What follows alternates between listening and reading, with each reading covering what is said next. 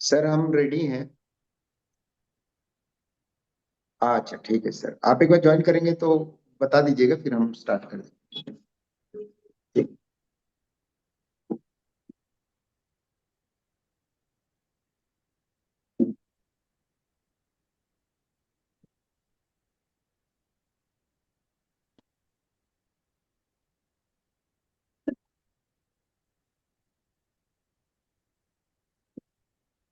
तो दोस्तों, आज के हमारे माननीय स्पीकर श्री सतीश मेहता सर जुड़ चुके हैं। और मैंने जैसे कि बताया दोस्तों, मेरा नाम राजू चौहान है, मैं इस इंटरव्यू गाइडेंस का इंचार्ज हूँ। और संकल्प के इंटरव्यू गाइडेंस में 5 अलग अलग एक्टिविटीज हैं। लेक्चर है, मॉक है, मॉक इन ग्रुप है, हॉबी डिस्कशन और 1-to-1 डैब डिस्कशन। आपको किसी भी विषय में किसी भी प्रकार की आवश्यकता हो, आप किसी ऑफिसर से बात करना चाहते हैं तो आप हमसे कांटेक्ट कर सकते हैं। मैं हमारे कार्यकर्ता, आप सबसे मेरी रिक्वेस्ट है कि आप लोग थोड़ा अपना वीडियो कैमरा ऑन कर सकते हैं तो हमारे माननीय स्पीकर जो हैं उनको अच्छा लगेगा कि डायलॉग हो रहा है। तो आप लोग अपना वीडियो कैमरा ऑन कर लें। मैं हमारे कार्यकर्ता श्री अजय सिरोही जी से रिक्वेस्ट करता हूं कि आप माननीय श्री सतीश मेहता सर का परिचय कराएं। और उसके पश्चात सतीश मेहता सर का प्रेजेंटेशन होगा, लेक्चर होगा। और आप बीच बीच में सर आपसे कहेंगे तो आप सवाल उनसे पूछ सकते हैं। और आईआर रिलेटेड आपके जितने भी डाउट्स हैं उनको क्लियर करके ही इस सेशन से आप लोग जाएं। अजय जी। धन्यवाद Raju ji. Friends, we are very fortunate to have with us Ambassador Satish Mehta ji, who is 1983 batch officer of Indian Foreign Service. Before that, he served in the Indian Police Service for 3 years. He has a very vast experience. You'll hardly find an officer who has worked in so many areas. You name anything and he's there. When someone, most of the officers would envy that the background that he has, the areas where he has served. Very few officers would have got that opportunity and exposure. So nobody better than him to guide you and assist you. And he has worked with two prime ministers. He dealt with crucial neighboring relations countries.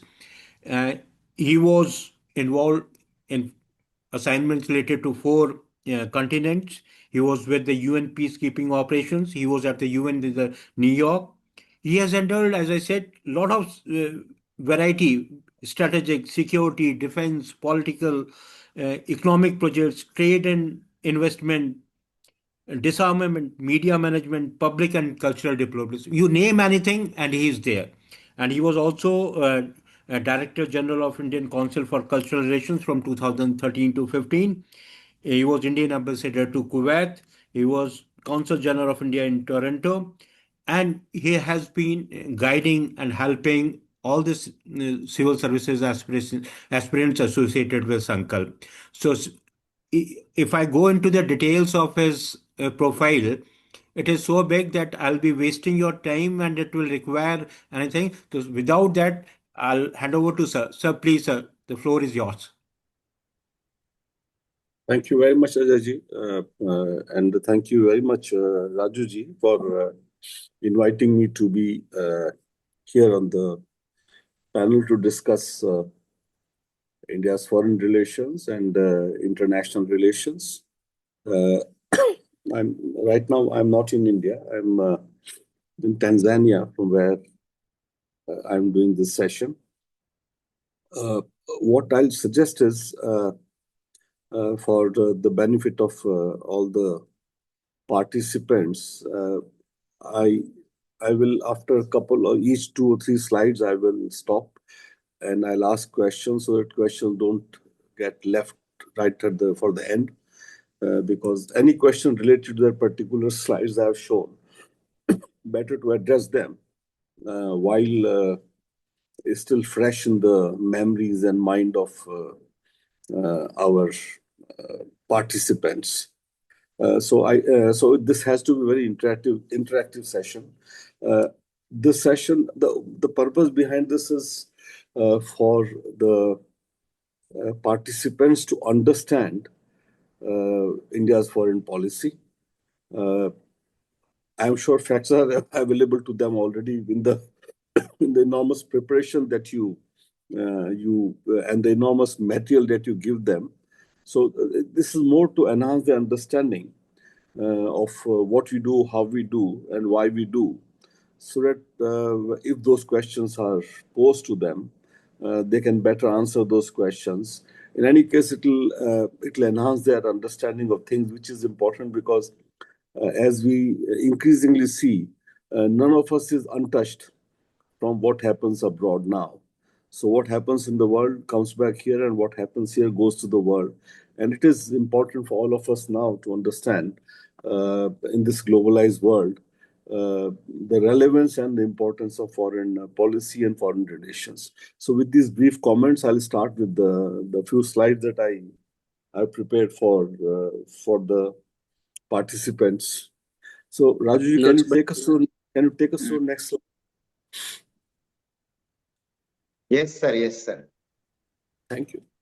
So this is principles and purposes of foreign policy. This is important to understand actually. Once you understand why and how the foreign policy is formulated, how countries react, and this will apply to any country, not just specifically India, then you can decode actions not just of yours but others also, and also this becomes like in a way lodestar for you to understand why we are doing what we are doing. So the broad principles of India's foreign policy, and these have been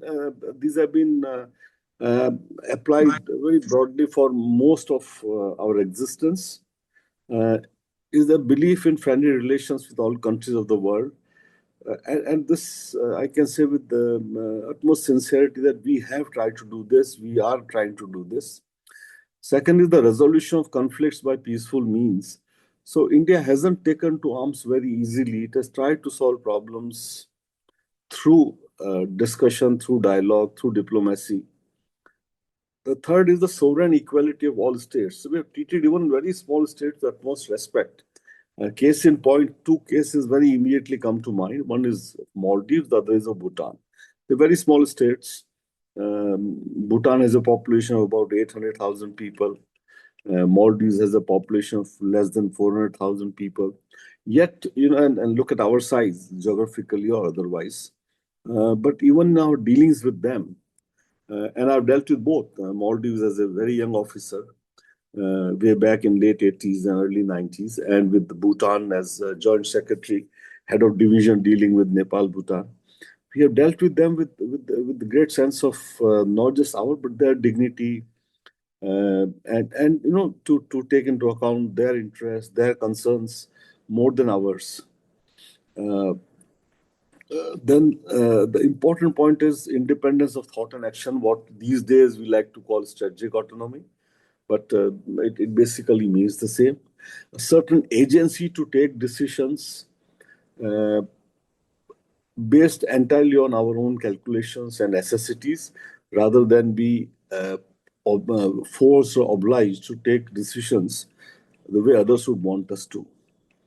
And the last is an equity in conduct of international relations. It is important. As I said, when you're dealing with smaller countries, a certain sense of fairness, even generosity, is important. That has long-term advantages, the tendency or to this temptation to use force or big brotherly attitude often tends to come in the mind, but it is important to deal with the sense of equity, that what makes sense must also make sense to others, particularly in the neighborhood and smaller countries. So these are broad principles which have guided us and which have guided us well, I would say. The purpose of the foreign policy. So in a way, the purpose of foreign policy is an extension of our domestic agenda. And broadly, I would divide into two parts, but they are not like indivisible parts. There's certain overlap. Broadly, it is to promote India's domestic agenda of development, prosperity, and peace. We are a developing country foremost. We have so much to catch up on. We don't aspire others' territories or others' riches. So our whole focus in that sense of the foreign policy has been our domestic agenda of development, prosperity, and peace. Broadly, I've divided into a few parts, but you can add more, you can add less. Broad theme remains the same. First is help secure capital. For a developing country, we need a large amount of capital, so that's an important agenda item for our foreign policy. Second is open up export markets, which again is important because that's what drives your industries, your handicrafts, your software, and that's important to generate both employment and riches. Access technology, we lack a lot of technologies. It's important that we're able to access those technologies to accelerate our own development. Create employment opportunities abroad. We have a large pool of youth, we have a large pool of people for which we don't have, as of today, enough employment opportunities or doing gainful work. And it's important to create employment opportunities for them abroad and assure raw materials, including critical inputs, as you saw recently what's happening with China, rare earth, rare metals, and other critical inputs. So it's important that we assure raw materials and critical inputs for which help our own economic development. So that's the first part. Could you come to the next slide, please? Raju ji, next slide. चलें जी, next slide कर दीजिए. Yep. So the second part is ensure India's security. And that's the important aspect of foreign policy. First is territorial security and integrity of the country, our borders. Second is cross-border terrorism, and every now and then we get hit by this. So it is important that our foreign policy helps us address those issues. The third is energy security. We import about 85% of our petroleum requirements, and without it, our economy can take a big shock. So it's important that we ensure our energy security, food security. Right now, of course, we have food surplus, but still we lack certain items. Immediately, there are two I can mention: the lentils and edible oils, which form an important part of our diet, and we don't grow enough of it. And hence, it's important for our food security that we are able to ensure this. And last is environment security, which again is important because climate change is not hostage to any country's political or land or political boundaries. And it's only through collective effort that we can ensure environment security. It's not that I just do what I want at my place and you can rest and deal with it. Implications are very clear, and as you see every year, right now this is a debate in Delhi that the burning of Parli in Punjab, Haryana, parts of Rajasthan actually causes serious problem in Delhi for people, those who live in Delhi. I don't, but those who live in Delhi, and they feel it every year during winter season.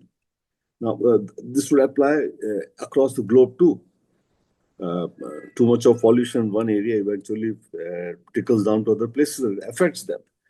And the issues concerning, like, for example, environment security are global issues, and these have to be addressed globally. Post-COVID, same would apply to health. COVID happened in one country and it engulfed the whole world, and millions of people died. Now, those are global issues. And hence, foreign policy is an important way of dealing and addressing those issues, including cooperation, how to address them. So these are broadly the purposes of foreign policy. Just to repeat, one is to fulfill our domestic agenda of peace, prosperity, and development, and second is security in various aspects of security, which I've touched upon. Thank you. So, are there any questions at this stage? इनके भी questions हैं, आप अपना microphone on करके आप नाम पूछ बता सकते दें, हैं. फोटो. हाँ, please come on the screen if you want to ask questions. Video camera भी आप अपना ऑन कर लें और अपना सवाल पूछें। जो लोग नहीं कर सकते कहीं लाइब्रेरी में, वो ठीक है, but otherwise video camera on करके माइक्रोफोन ऑन करके सवाल पूछ लें। Good evening Sir. Sir. Yeah, Shardul. हाँ, good evening sir. So with regards to India's principle of non-alignment, there is a question of its continuing relevance since there is no Cold War anymore. So can you speak on that? Look, non-alignment was not, it got coined during Cold War. But basically what the underlying principle is that each country should be able to take its own decisions without getting trapped into somebody else's battles. Okay. Today, it is being played out slightly differently. Whether you're in Chinese camp or whether you're in the US camp, broadly it is getting, the debate is now moving on whether you can say China, Russia axis or Western axis led by US. But outcome, the impact is the same. Now, obviously, we want to take our own decisions. We understand fully that when you, in a globalized world, in a world where you have to give and take, it's not that there is a certain give and take. But you don't want countries to be trapped because they're small to do the binding of one group or the other group. They should be able to, they should have that agency to be able to take decisions which best suit their requirement. And that requirement continues even today. Today, if you see, the new term is Global South. The imperatives of Global South are very different from developed countries. So the nomenclature has changed, but the basic argument remains the same. So the argument is not being non-aligned. Argument is broadly my ability to take decisions which are good for me, uninfluenced by one group or the other group. That remains even today. And what we call today is the strategic autonomy. Okay, if you want to take a decision which suit our interest, that's it. While being mindful for others' interest, because that's always a give and take. And that remains, that is an important principle that remains relevant even today for us and for all countries in that sense. Any other question, please? I hope I answered your question. Yes, sir. Hello, sir. Good evening, Yeah. sir. Yep. Sir, I want to ask question regarding UN Security Council. No, देखिए अभी UN की बात नहीं की. We haven't come to UN. हाँ? So when we come to UN, we'll deal with it. There is a slide on UN. Okay. We'll deal with it. हाँ? अभी खाली broad principles पे आ जाइए. हाँ? Principles of foreign policy. उस पर अगर कोई doubt है तो let's deal with those. And I'm happy to answer questions in Hindi, English, whatever language you prefer. Perhaps I'll do it in both so that some of you who are not familiar with one language can benefit also. So please, if you don't understand something because I've spoken in English, please feel free to stop and ask the question. Huh? Or ask it at the end of a couple of slides. I'll give you a chance to ask those questions. Yes, sir. Lovely name. You have legendary dummy. I hope that's not a UPSC name. No, sir. Sir, actually, this is my name for the chess I play. Okay, wonderful. Yeah. Sir, actually, my question is that in India, actually, when the principles are laid down for the foreign policy, we see a continuity in the foreign policy. Unlike US, like where we see the change of regime changes everything. No, nothing changes. Only broad objective वही है, वही सब होते हैं, ठीक है ना? Sir, we have seen this like when Trump came to power, almost all their allies has changed, and most no, allies have not changed. Allies are still the same. The treatment of allies has changed. They are not treating them well. That's all. Yes, sir. Huh. But we see like there is kind of continuity in India even after change of regimes. Is there a certain difference between US and India that we are able to maintain the continuity while most countries are not? No. They follow the same. The objectives still are the same. So US is driven by remaining the preeminent power in the world. The whole foreign policy is structured on remaining the most important power in the world. But sir, we have seen certain things like listen. That has not changed. How they achieve it, that may have changed. And who will be their friends for that and who will not be their friends, that may have changed slightly. But the objective of remaining the most important power in the world, the preeminent power, that has not changed for the last 100 years. They've been pursuing it for the last 100 years. So nothing has changed in that sense. Yes, sir. Okay. You see, Yeah. the manifestation, how you deal with it has changed. Yes, sir. Right. Now it's more threats, whatever else, aggression, threat, whatever you want to call it, arm twisting. That may have changed. But the objectives are same. Objective is still the same, to remain the most important power in the world. Okay. Yes. Yes, Mr. Harshvardhan. Can I? Yeah, please. No, you'll have to come on the screen if you want to ask the question. Except if you are sitting in library or something else. It's much easier to deal with somebody whose face I can see. Children, should we move on? Sir, hello. If there are no questions, should we move on? So, आप लोग अपना video camera जरूर on करें। Sir कह रहे हैं कि video camera एक बार ऑन करें और फिर अपना सवाल पूछें। कार्तिक, अगर आप कुछ पूछना चाहते हैं तो वीडियो कैमरा ऑन कर लें। sir, actually I'm in train, so I cannot open the video camera. I'm traveling.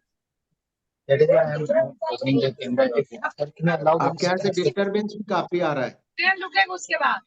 Okay, sir. Then I will ask the question later. Yeah, you could do that later. Okay. I have a quick So small question. let's move to other slides and your question. Yeah, Mr. Gopal, please tell me. So you've been talking about we dealing with the smaller countries also in a very just and honorable way. So where does Gujarat Doctrine fit into this?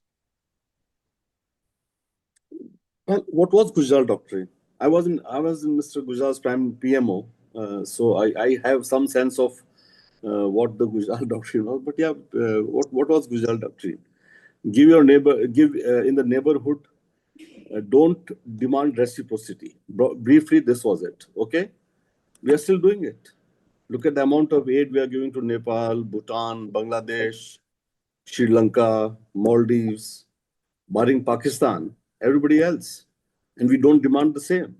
We don't demand the same. It was the same doctrine earlier also. It has continued. It may not have got a name.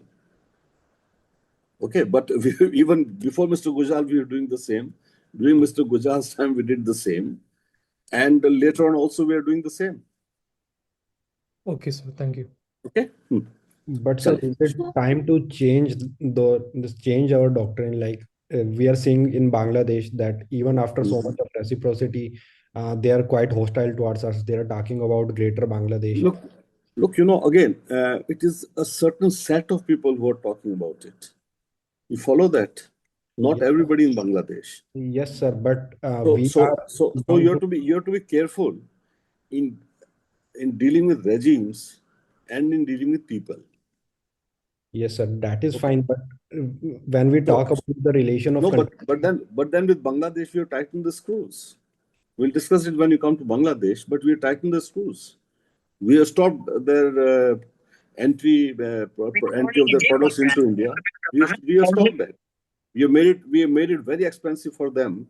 We have made it very difficult for them to export their products. We don't give access to our ports and we don't give access to our airports or through transit to Northeast. So we have made it difficult for them. It's not that we have not made it difficult for them. But then it's a calibrated thing. Give them pain so they understand that there's a price attached to needling India. But then you do it to the extent possible, in a manner that doesn't turn the entire population hostile towards you. Because AGP Sakar, governments will come, governments will go there, as in any other country. So there, you deal at two levels. One is the level of people, other is the level of governments. Yes. And this by definition is a temporary government. So elections will be held in February, and then we'll see what happens. So we want to have a deterrence at government level while maintaining the people-to-people ties. To the extent it's possible. It's always not possible. With Pakistan now, we realize it's perhaps not possible, or it's not worth trying because people don't count there in their system. It's the army that matters, and what they decide happens. So we will see what happens in Bangladesh after the elections, and we will then adjust our policy accordingly, Okay, sir. depending on the outcome of the election, how the other government wants to deal with us. Okay? Yes, sir. So let's move to the next slide. Sir, I have a doubt. Okay, yeah, go Sir, ahead, I have a Gauri. question at least. Sir, you talked about the peaceful resolution of the conflict as a principle of India's foreign policy, right? Sir, if there is a question related to what is about is there any change in this principle in post Operation Sindoor or the No, like no. the Look, when I say peaceful resolution of dispute, doesn't mean that you will not use arms. Your attempt is to solve problems peacefully. But if they fail, then you still have to solve the problems. Okay, but the broad approach is that we will, to the extent possible, try and solve it through discussion, which you have tried, with Pakistan repeatedly. But if they don't understand, or the government doesn't understand, then you have to use other means. Okay? so there is no change now as such in this principle? No. Still, no. There's no change. See, there's no change. It's just that with Pakistan, you reach the point where you realize that perhaps now deterrence is far more important, or penalizing them is important for them to feel the pain. Otherwise, they won't understand. Yes, sir. Okay. So let's come. Yeah, bataiye. Good evening. Hmm. Good evening, sir. Just a small question.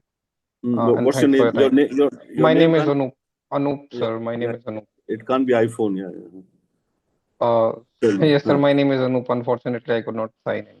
No So that's issues. why. Yeah, go ahead. Sir, so question is, when we see that, governments change in our neighborhood, and then they take a U-turn, complete U-turn. It happened with Lanka. It happened with Maldives. Now it is happening with Bangladesh.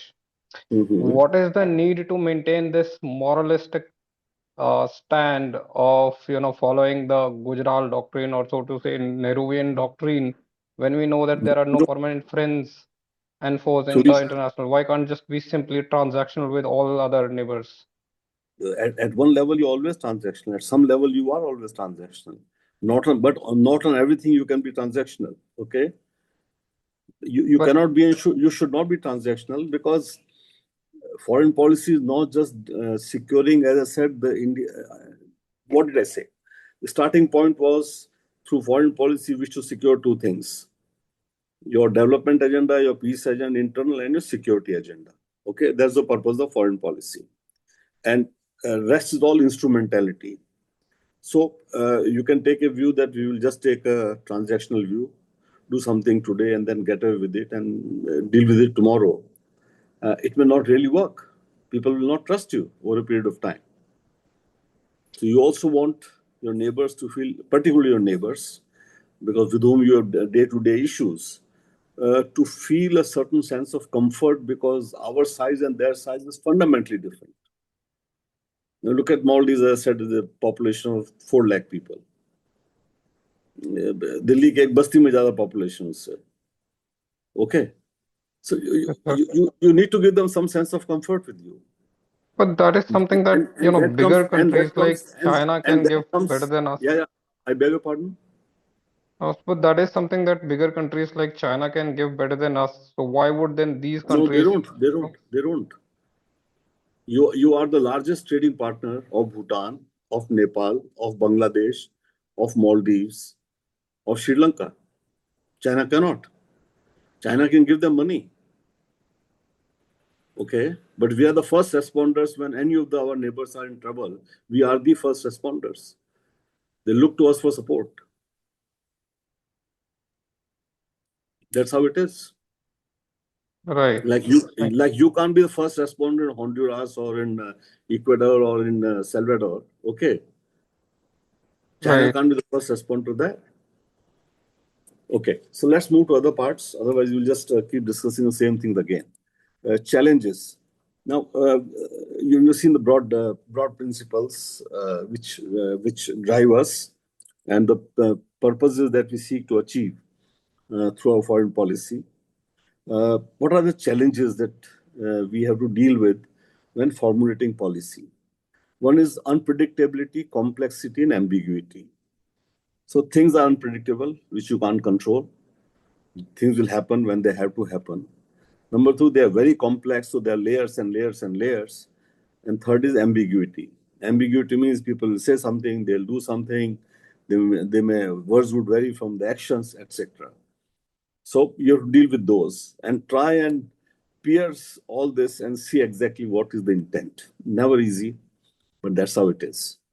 Second is, just to give example of unpredictability, Ukraine conflict. October 7 attack on Israel just happened.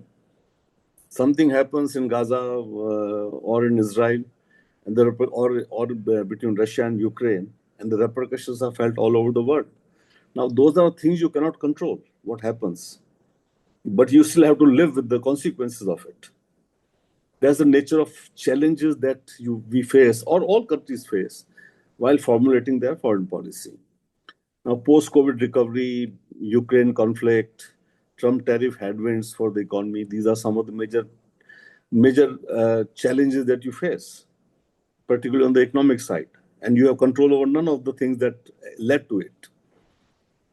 Protectionist and isolationist trends, some accuse us also of that, but a lot of countries either were a protectionist or become protectionist now. They become isolationists now. You can't control those.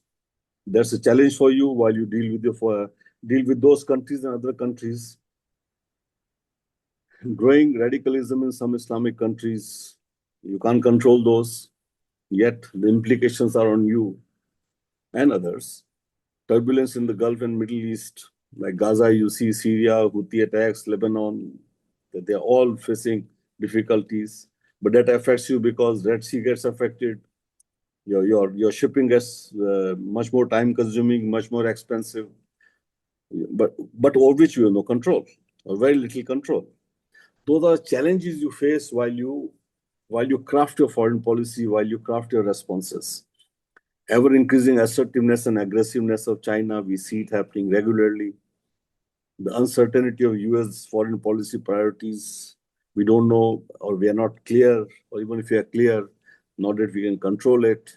Those are challenges with which you have to deal with, like the recent tariffs. It just came. And then the impact of a weakened EU due to COVID, Ukraine conflict, and Trump, because EU is a large market for us, large market, source of capital, a source of technology. And now it's embroiled in a serious conflict. And it doesn't know what to do with it. It doesn't know how to come out of it. That's a harsh reality. They may appear very smart, but actually they are the wit's end. Now, all those are challenges over which you have very little control. So this is the framework within which you have to find policy options and to maximize, as I said, the purposes of the foreign policy, which is, again, your development agenda and your security agenda. Okay, so we go to the next slide, please. Now, there's a global context in which all this is happening. And this has been going on for a while now. You can see it coming to a head, maybe just a matter of time when this will come to a head. And that is the number one power, which is the US, is facing a serious challenge from the number two, which now is China. That is the harsh reality of this world. China's capacities are growing rapidly. US's capacities in some senses are not going as rapidly. And so there is a tussle between the two. US is not willing to give its number one position. And so it's quite clear that it will try and contain China. It's working on it. So far, only in some sense it has been successful, but it will not allow China to upstage. And that's not going to be easy. So it will cause serious difficulties for around the world. Now, it doesn't also help because number two is showing aggression, as China is showing aggression. You can see, particularly with its neighbors in the sea, and including India on the land side. But on the sea side, you can see in the South China Sea, it is being aggressive. Historically, such periods are very turbulent and unpredictable. What could happen? You don't know about it. It's very difficult to control at times when things start spiraling out of control. Then outcomes become very unpredictable. And there's always a serious risk of miscalculation. Please put your mic off. Whoever is speaking, that's not polite. Okay, you put your mic off, please, if you want to speak. Serious risk of miscalculations, which has happened not for the first time in history. First World War, Second World War, there were all serious risks of miscalculations. And India's salience will grow, it's quite clear. But so will complexities in dealing with US and China, as you are seeing now. Now, let me add a couple of things here to the global context so you understand. Just see what President Trump said before the elections, in his election speeches. And he made it very clear that China has to be contained. And for that, and he said it not once, but twice or thrice during his elections, and in proper discussions, not just election speeches. And he said for that, it's important to bring Russia out of China's area of influence, or in a way, to break Russia out of China. He didn't say it once, he said it thrice. And it said it in discussions, not just in election speech. Now, that's an indication of the direction of US thinking or this dispensation's thinking. Its major appointments, which was Mark Rubio as Secretary of State, the NSA is left right now, but both were, and some of the other senior appointees, were hardcore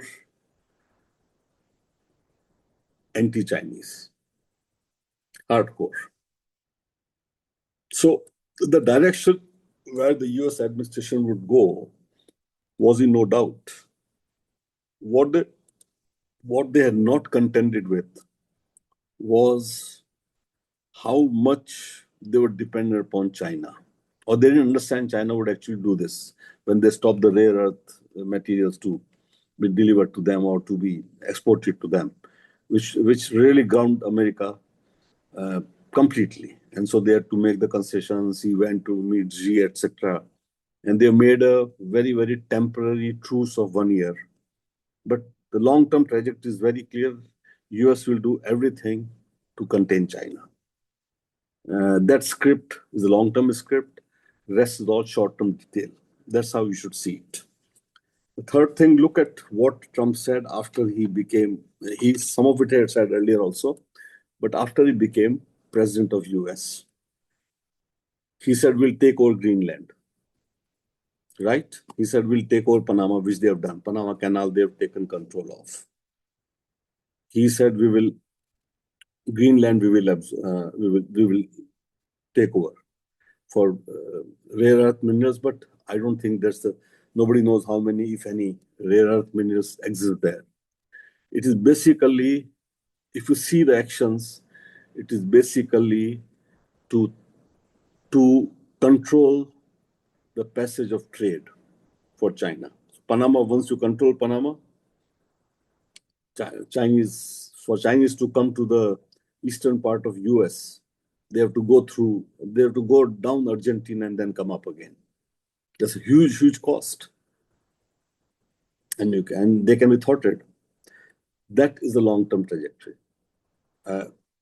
And same thing for Greenland, because Arctic routes are opening because of global warming.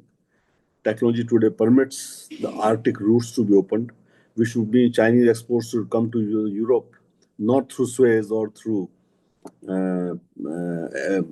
south of Africa, but through the Arctic route, at least for most part of the year, if not the entire year. And that, once you control Greenland and once you control the other areas, you can inhibit it from happening. That's the larger picture. And that's Chinese understand that. It's not the Chinese don't understand it. And that's where the tussle is now. So all this that you see right now is only temporary between US and China. Right now, US has realized its dependence upon China. for rare earth minerals, as also some technologies which lacks, particularly in EV side.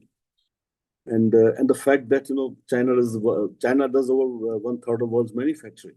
The US industries had hollowed out, and then they really need some other solution.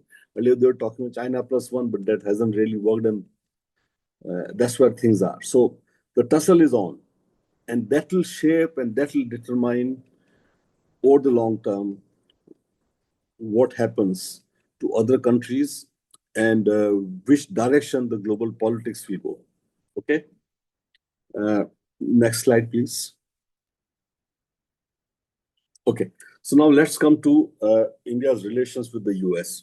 That's a very important relationship, and right now everybody's concerned about figuring out with US where does it go. So it's a first thing is to understand the larger relationship and then see what are the difficulties. It's a very broad-based relationship. The relationship turned around sometime after our nuclear tests. In a way, nuclear tests, which caused a lot of problems between US and India, our nuclear ambitions had caused a lot of problems between India and US. After the test, things turned around. Happily, I was in the Prime Minister's office when we did the nuclear tests, and it was a very, very exciting, interesting period.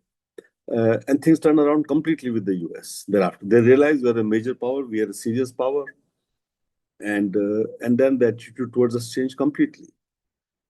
In the last 25 years has been that story, where US saw us as a counter, to build us as a counterpoise to China. That narrative, I don't know if it will still hold. Over the next few years, it will come back, if not immediately, because Trump's actions are quite transactional. He just wants immediate glory, immediate headlines, perhaps. He's just too obsessed with that. But otherwise, I think that narrative will come back. Look at what Trump did. Prime Minister was the third head of state or head of government to meet him, our Prime Minister, which was February 13, if I'm not mistaken. And then they agreed to launch compact. When he was asked, Trump was asked about, they agreed to take the bilateral trade to $500 billion from the about $200 billion it was by 2030. They agreed over a whole range of issues. He did make it very clear that he wanted India to reduce tariffs and he wanted India to buy more stuff from there. That was mentioned very clearly. And his, what you call the MAGA agenda, which is less immigrants, particularly less immigrants from those immigrants who look different or had a different faith, simply put. He had made those clear, because that's how he got elected, and he did not want to be cut off from his core support base. But beyond that, the relationship seemed to be working well. When he was asked a question, Trump was asked a question about Bangladesh, he said, I'll leave it to my friend Prime Minister Modi to sort out. He knows how to handle it. So that was the kind of relationship we still had till February. It was clear that he wanted balanced trade, etc. But that's how it was. And then the compact was a new ICT with a new term compact, but basically the same thing. Close partnership in advanced technologies, etc. There was a reiteration of a comprehensive global strategic partnership, which was done during Trump too. We continue to remain a major defense partner. It was agreed that we sign a 10-year defense cooperation program, and it was signed last October, just a month back. Today we're in November, so just a month back that agreement was still signed. So it's not that everything has gone out of the window. On some issues, we are having problems and challenges, and we'll deal with it as we go along. But the broad relationship remains. G engines which are getting delayed, finally they started delivering those for our domestic fighter jet project. They have supplied 4 or 5. and few more will come in the course of this financial year. So it's now coming back on track. They were giving us advanced defense technologies. Javelin is one of them, Striker is another, some of the most advanced aircrafts. They offered us F-35. We have said no, thank you. But I'm saying that part is still continuing. So when we judge US, let's take a larger picture in account, not be obsessed. It's important to deal with the current, but not be obsessed with it. Again, look at the larger picture, the long-term picture. So in defense side, a lot of work is still continues to be done. Bilateral trade is now in goods is about $132 billion. And the US trade deficit is about $40 billion with us, which is what they want us to bridge by buying their oil and soya and whatever else that they think they can sell to us. And then is the growing influence of 3.5 million diaspora in US, including the government. Now people say none of them has spoken up. Very few have spoken right now. But then please understand, most of them work for large US corporations.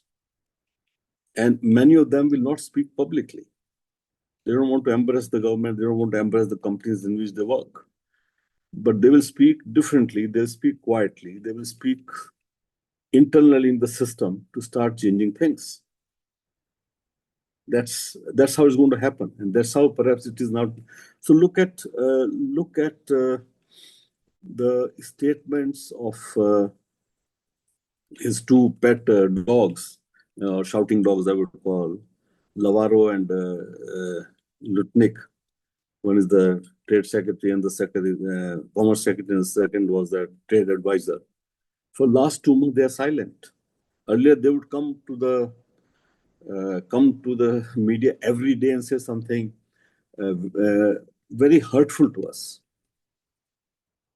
Last 2 months, they've fallen silent. Some changes are taking place. We'll just have to be patient about it. So that's one part of the US relationship. Next slide, please. Next slide. Yep, Trump too. So some of it I've already spoken. So the relaunch of ICTS compact I mentioned, balancing trade. Now you see, so let me at this stage try and explain to you. I'm sure you know about it, but in which case, let me flag this issue. US, while being the world's largest economy, let me speak about that for a minute or two, so that it will set things in perspective for all of you. In terms of, there are two ways of judging a country's GDP. One is the absolute dollars, and the second is the PPP. PPP is considered to a better index because it takes into account purchasing power parity. And IMF uses it when it gives ratings of the economies. So according to IMF, India is the third largest economy in the world. China is number one with about $40 trillion in terms of PPP, purchasing power parity. And in absolute dollars, China is about $17 trillion. But when you look at the prices in China, then it becomes about $40 trillion. US is $30 trillion. India is third at about $17 trillion. There's not a huge difference between India and US in terms of purchasing power parity. And if the way we are going, if we continue like this for next 10 years, in terms of PPP, fair chance we'll be number 2 in the world in the next 10 years. We won't have to wait till 47 for that. 47 is Viksit Bharat, but in terms of PPP, perhaps we'll be number 2 in 10 years. Well, please switch the mic off, or whoever is speaking, please tell them to switch the mics off. Now, that's one part. Second is the index called Global Firepower Index, which judges economies, which judges military power. And there are a number of yardsticks. There are about 60 parameters they use, which includes economy, innovation, everything, blah, blah, blah. So US is number 1. Russia and China are number 2. Number 2, number 3, but Russia comes number 2, China comes number 3, but they're equal. in terms of ratings, 0.788 for both of them. India is number 4th. So, to understand, we are already a substantial power. In terms of economy, PPP, we are number 3. In terms of global firepower index, we are number 4. And this is for you to understand that we have a certain hand to play. Okay, now getting back to the slide, balancing trade. Getting back to U.S. economy, U.S. was in a very, very odd situation of having a fiscal deficit of $1 trillion. When I say is an odd situation, because barring the say top 15, 20 countries in the world, nobody has a $1 trillion economy. So maybe 15 countries in the world, 20 at best, would have an economy more than $1 trillion. 170 countries in the world don't have an economy of $1 trillion. Pakistan is $400 million, just to give a size. Pakistan is $400 million. Now, and US was having a fiscal deficit of $1 trillion, a trade deficit of $1 trillion, and a national debt borrowing by US government of $37 trillion. Now, the $37 trillion required a servicing of about $5 to $6 trillion every year. Now, $5 to $6 trillion, mind you, is more than India's economy. So when you're paying dollars, you don't pay in PPP dollars. There's no PPP dollar. So their repayment was equivalent to the entire produce India generated, and to it add another 25%. That's the kind of economic difficulties the US was getting into. It already gotten into it, and they didn't know how to come out of it. So they only depend upon printing more dollars and hoping someday something will happen. Trump wanted to change this. And the only way of trying to change this, you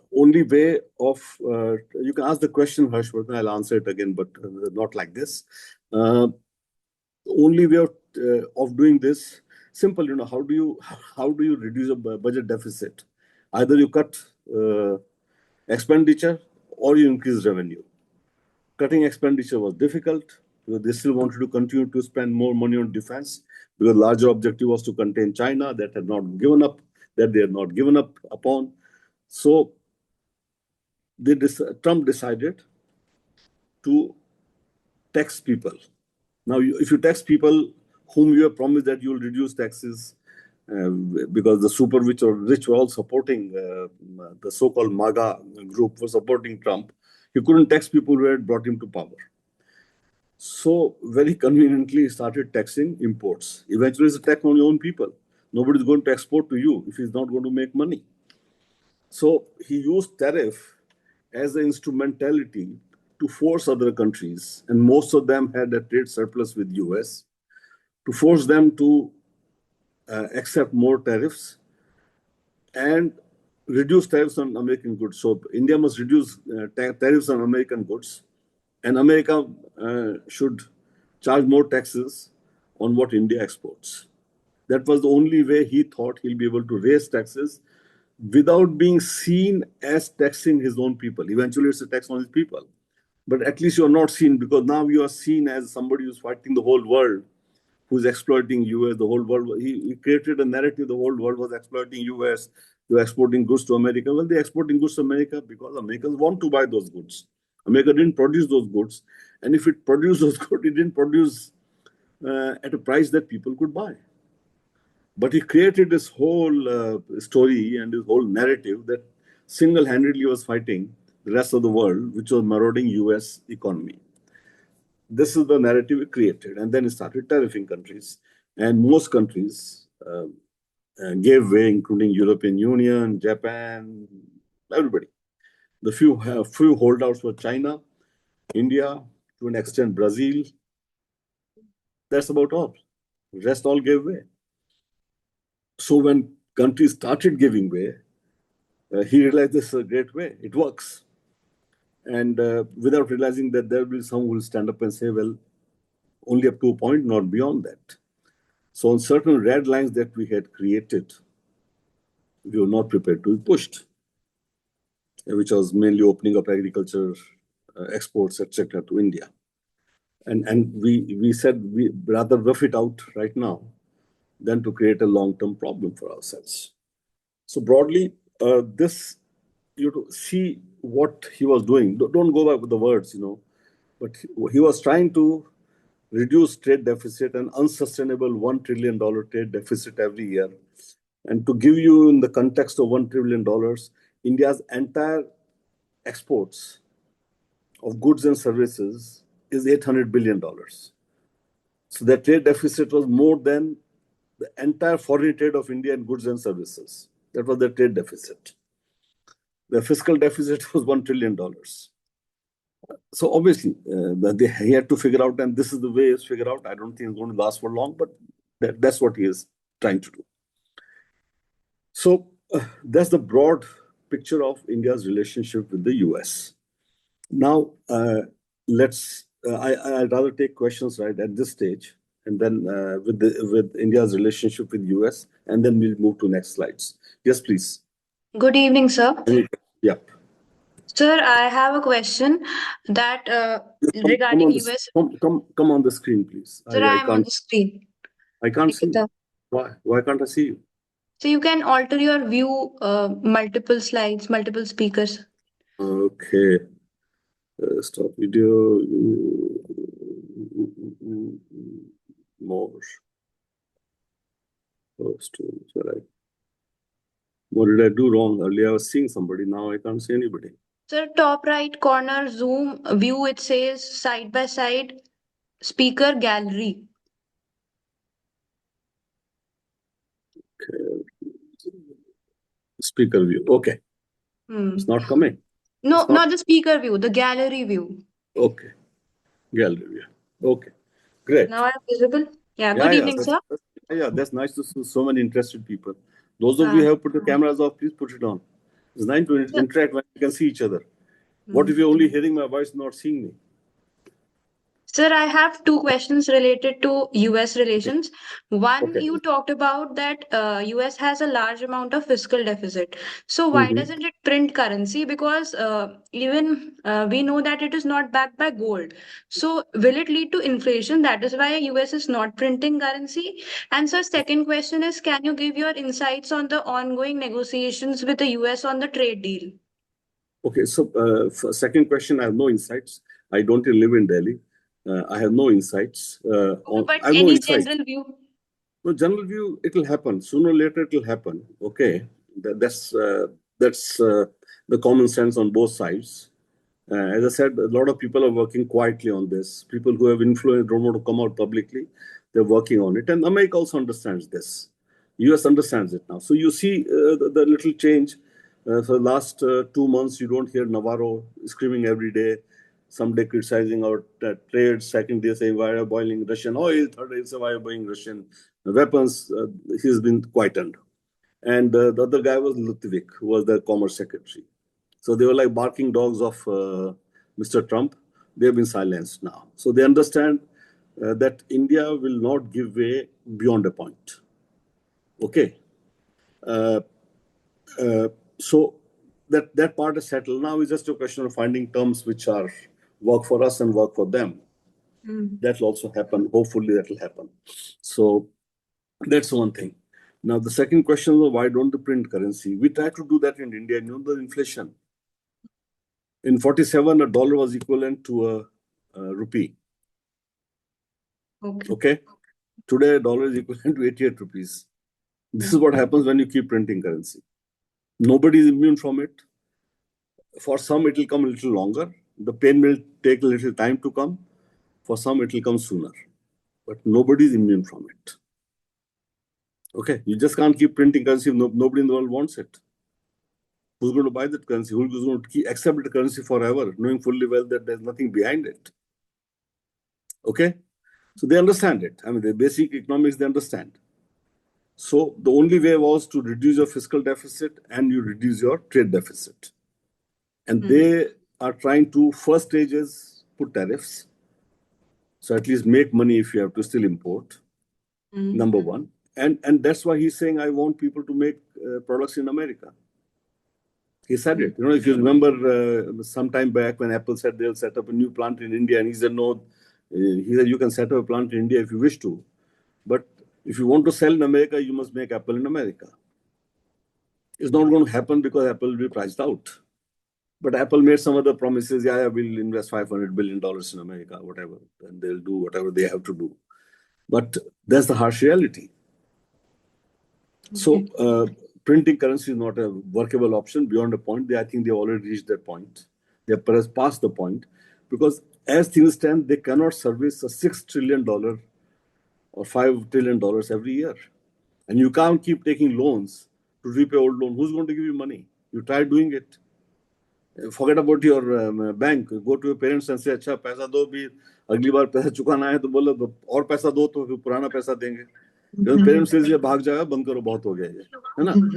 It's not going to happen. So this was the harsh economic reality which US administrations were not waking up to. Even today they have not fully woken up to it. That defense expenditure is over $800 billion. India's entire budget is not $800 billion. And how in the world are you going to afford it if you don't generate enough taxes? And you can't keep borrowing money. Somebody will have to pay it back. Okay, I answered both your questions. Any other question on India-US relationship? You're taking a lot of time. Sir, can you hear me? Yeah, I can. I can see you. I can hear you. Yes. Sir, I just have one question with respect to how, the diplomats generally negotiate these kinds of situations. So after Operation Sindoor, we saw that US and Pakistan for a brief time got a bit close, where we saw some reports coming up that the Pakistani Army General was being hosted a dinner in the United States and, things like that. Lunch. Yes, yes. So how do the diplomats, understand these kinds of situation when they are sitting at the negotiating table for, negotiations on the free trade agreement? Do they give weightage to these kinds of concerns as well? That's not nonsense. Why should you give a credence to somebody feeding some other joker? हमें क्या फर्क पड़ता है? ठीक है ना? See, that reflects your own sense of lack of confidence in yourself. Okay. You see, if he feels happy in the presence of a field marshal, let him feel happy. हमारा क्या है इसमें? ठीक है ना? So that's okay. So you see Trump's psychology. All his life he has succeeded doing certain things in the way he has done. What works in business doesn't work in government, and vice versa. Okay. Now China has shown it to them, Brazil has shown it to them, and India has shown it to them. It doesn't work like that. Correct. Okay. But because when it began, everybody was giving way, including European Union. I mean, the world's largest economic grouping gave way so easily. They made their peace with Trump. They agreed to invest $750 billion in US. God knows when they'll do it, but they agreed to do it. And they agreed to trade terms, etc. They gave up so easily. We did not. Chinese did not, and the Brazilians did not. So you just have to learn to stand up. And it's important, because then people respect you. They may not like you, but they respect you. That you can't be pushed around. Well, we fully understand he wants a balanced trade. In economics, it makes no sense, but he wants it. Fair point. His point was fair that India is charging far more duties as compared to what the US was doing. A fair point. Point was fair. The reasons were different, that we were developing countries, so we needed help. That was the global thrust. That was a global concern that developing countries must be given a better chance so that price. He doesn't want to do it, his choice. If your neighborhood guy, if your neighborhood grocer doesn't want to sell you, it's his choice. Or you don't want to buy from, is your choice. You can't be forced to do it. Sir, I want to. But he can't abuse you, or he can't start breaking your property. That's will say, ये तो नहीं possible ना. मेरे को आपसे नहीं खरीदना है. That's it. Sir, you don't buy from me, or you don't say hello to me. So to that extent, it was okay. We want reciprocity in tariffs, etc. Fair point. And because they have a huge trade deficit, the point was understandable. The logic of it was not, because Americans didn't make those products in any case. So if you add tariff, to buy. But eventually that's their call. But being abusive was not a part of the deal, either side. Right. Sir, may I ask a question? Please, my answer. Thank you very much. But they couldn't insist आप अपना agriculture खोले. हमें agriculture नहीं खोलना अपना. आपकी मर्जी है, आपको टैक्स लगाना लगा लीजिए टैक्स आप, ठीक है ना. हम कम आईफोन बेचेंगे बट अपना एग्रीकल्चर नहीं खोलेंगे, because our farmers aren't in a position, our economy isn't in a position to absorb all the farmers or those who live on the field. Plus we have issues on the GM crops front as well. बहुत कुछ है. There are a number of issues, some not so logical, some logical, but that was the nature of things. That's how we negotiate. Chali, next question. Understood, sir. Understood. We already 4:30. Yeah, quickly. Next question. So, I wanted to ask, how far does the US see India as a counterweight towards China? Look, this was the belief on both sides for the last 25 years. Okay? At this point of time, we are not sure because of what has happened between India and US. At this point of time, we are not so sure. But if you're asking me long-term trajectory, as long as they want to contain China, they can't do it on their own. That's for sure. They cannot do it on their own. They'll require partners, and there will be no better partner than India. Because we have issues with China. See, if we had no issues with China, then we wouldn't be a partner. So tomorrow, if our issues with China get sorted out to mutual satisfaction, then we'll not be party to it. Understandably. It's not our battle. Why should you fight somebody else's battle? But today, it's also of concern to us. China is of concern to us. So that's where it is. Sir, yes, please. I have a 1487 Jeff, जिन्होंने हाथ ऊपर किया है. यार कोई नाम वाम भी होगा आपका नहीं? Mr. 1487 JT. Yeah. Sir, yes, sir. Sir, I have a question regarding नाम बताइए आप. हाँ. My name is Charvi. Name is? Charvi. Charvi. Okay, Charvi. Yeah, go ahead. So I have a question regarding the Make America Great Again campaign and the narrative around it. Little loudly, please. So the MAGA campaign of the Trump government. So you have elaborated upon the economic aspect of it.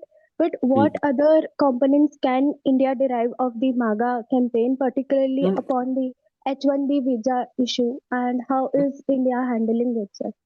Look, it's again two things to it. One is, I can't insist that my countrymen may be accepted in any other country. Do we accept? Answer is no.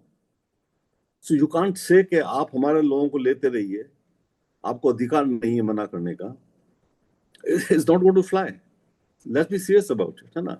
It may hurt us, but then let's be sensible in things on which you negotiate and things on which you don't negotiate. And they will say, भाई हमारे मुल्क में कौन आता है, उसमें आप कौन तय करने वाले? Understandably. Ultimately, we also get agitated कि Bangladeshis आ रहे हैं. हम agitated हैं कि नहीं हैं? ठीक है ना? तो वो भी agitated हैं. ये उनकी constituency है. जिन्होंने उसको support किया है. ठीक है ना? He can't wish away his constituency. That's the nature of things. Eventually, we know they'll come back to the point, maybe with little tweaking, little here, little there. He's been talking about it now again. We need talent, and what's the argument he's giving? We need people to come here to train our people, go back. अरे वो वापस कब जाएगा यार? ठीक है, अभी तक जो गए वापस नहीं आए हैं. ठीक है, but then now he has changed the tune by saying, yeah, but we need highly qualified people to come and train our people and then go back. Precisely, this is what H-1B visa was. You go for a temporary period. It was maximum 6 years. You go there, you work. Presumably, Americans will learn, and then you come back. It never happened. Only more H-1B visas are required. That's the nature of American economy. It's more high tech. It's more exploratory. It is more looking at the frontiers of science and things. So they will still require foreign talent.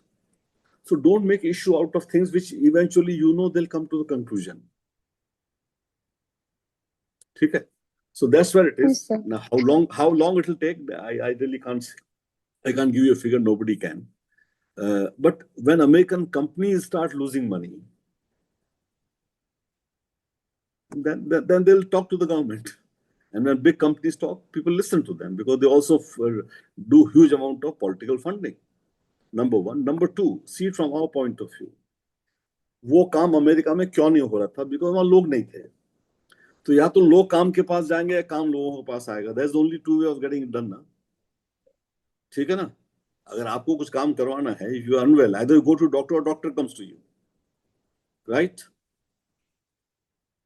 So पहले खाना restaurant में जाइए. आजकल उबर वो मिल जाता है आपको, क्या बोलते हैं, स्विगी, तो खाना घर पे आ जाता है. तो either the work will come to India, which in any case is happening, or Indians will go to the work there. It's not going to change because nobody else can do that work, or most countries can't do that work. So it's going to happen. We just have to be patient about it. This is not an issue where you have to start fighting, beating our chest. Just be calm. Just be calm. At the end of it, कितने लोग जाते हैं यार H1B visa में साल के? 1-2 लाख लोग ना. इतने तो जाते हैं. Look at your young population. And those who are smart enough to go there, most of them are smart enough to do something here worthwhile. They'll do it, and they'll create more jobs here. Just have to be patient about some things. At times, things happen, and then maybe we'll look back and say, well, this was the tipping point which changed us. Because we were prevented from going there, we set up businesses here, which we own. I've answered the question. Lakshya, very quickly, and then Monu. Yeah. I've answered your question already? Yeah, Lakshya, go ahead. Sir, some of the companies were importing Russian oil, but recently they have said that they will refrain importing Russian oil due to the fear of secondary sanctions from USA. So what has changed? What has changed that they have taken this stance? Who has taken this stance? Companies or companies US? The companies have now come out. Look, yeah, companies have to run their businesses. That's the main objective. Okay, and if you can't transfer money, or you can't, for example, in terms of refineries, if you can't insure your refineries, each refinery is worth $20, $30, $50 billion. Usko insure kaun karega? It's reinsured in America. If they refuse to insure their refinery, you're going to run a refinery. You can't run a risk of $20 billion or $50 billion. Reliance की refinery जो है 70 million ton की, वो worth about $100 billion. उसका insurance कौन करेगा? America में होता है ना reinsurance तो. He can't run that risk. Okay, number one. Number two, let's stick to facts. The fact of the matter is that the highest import of Russian oil was in October this year. That's the reality.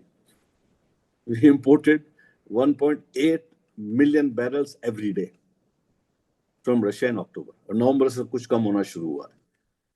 ठीक है ना? अब तक hopefully sanction हट जाएंगे. अगर Ukraine से deal हो जाती है, यूक्रेन पे डील हो जाती है, आगे पीछे जब भी होगा, महीना 2 महीना कभी तो होगी, सैंक्शन हट जाएंगे ये सब.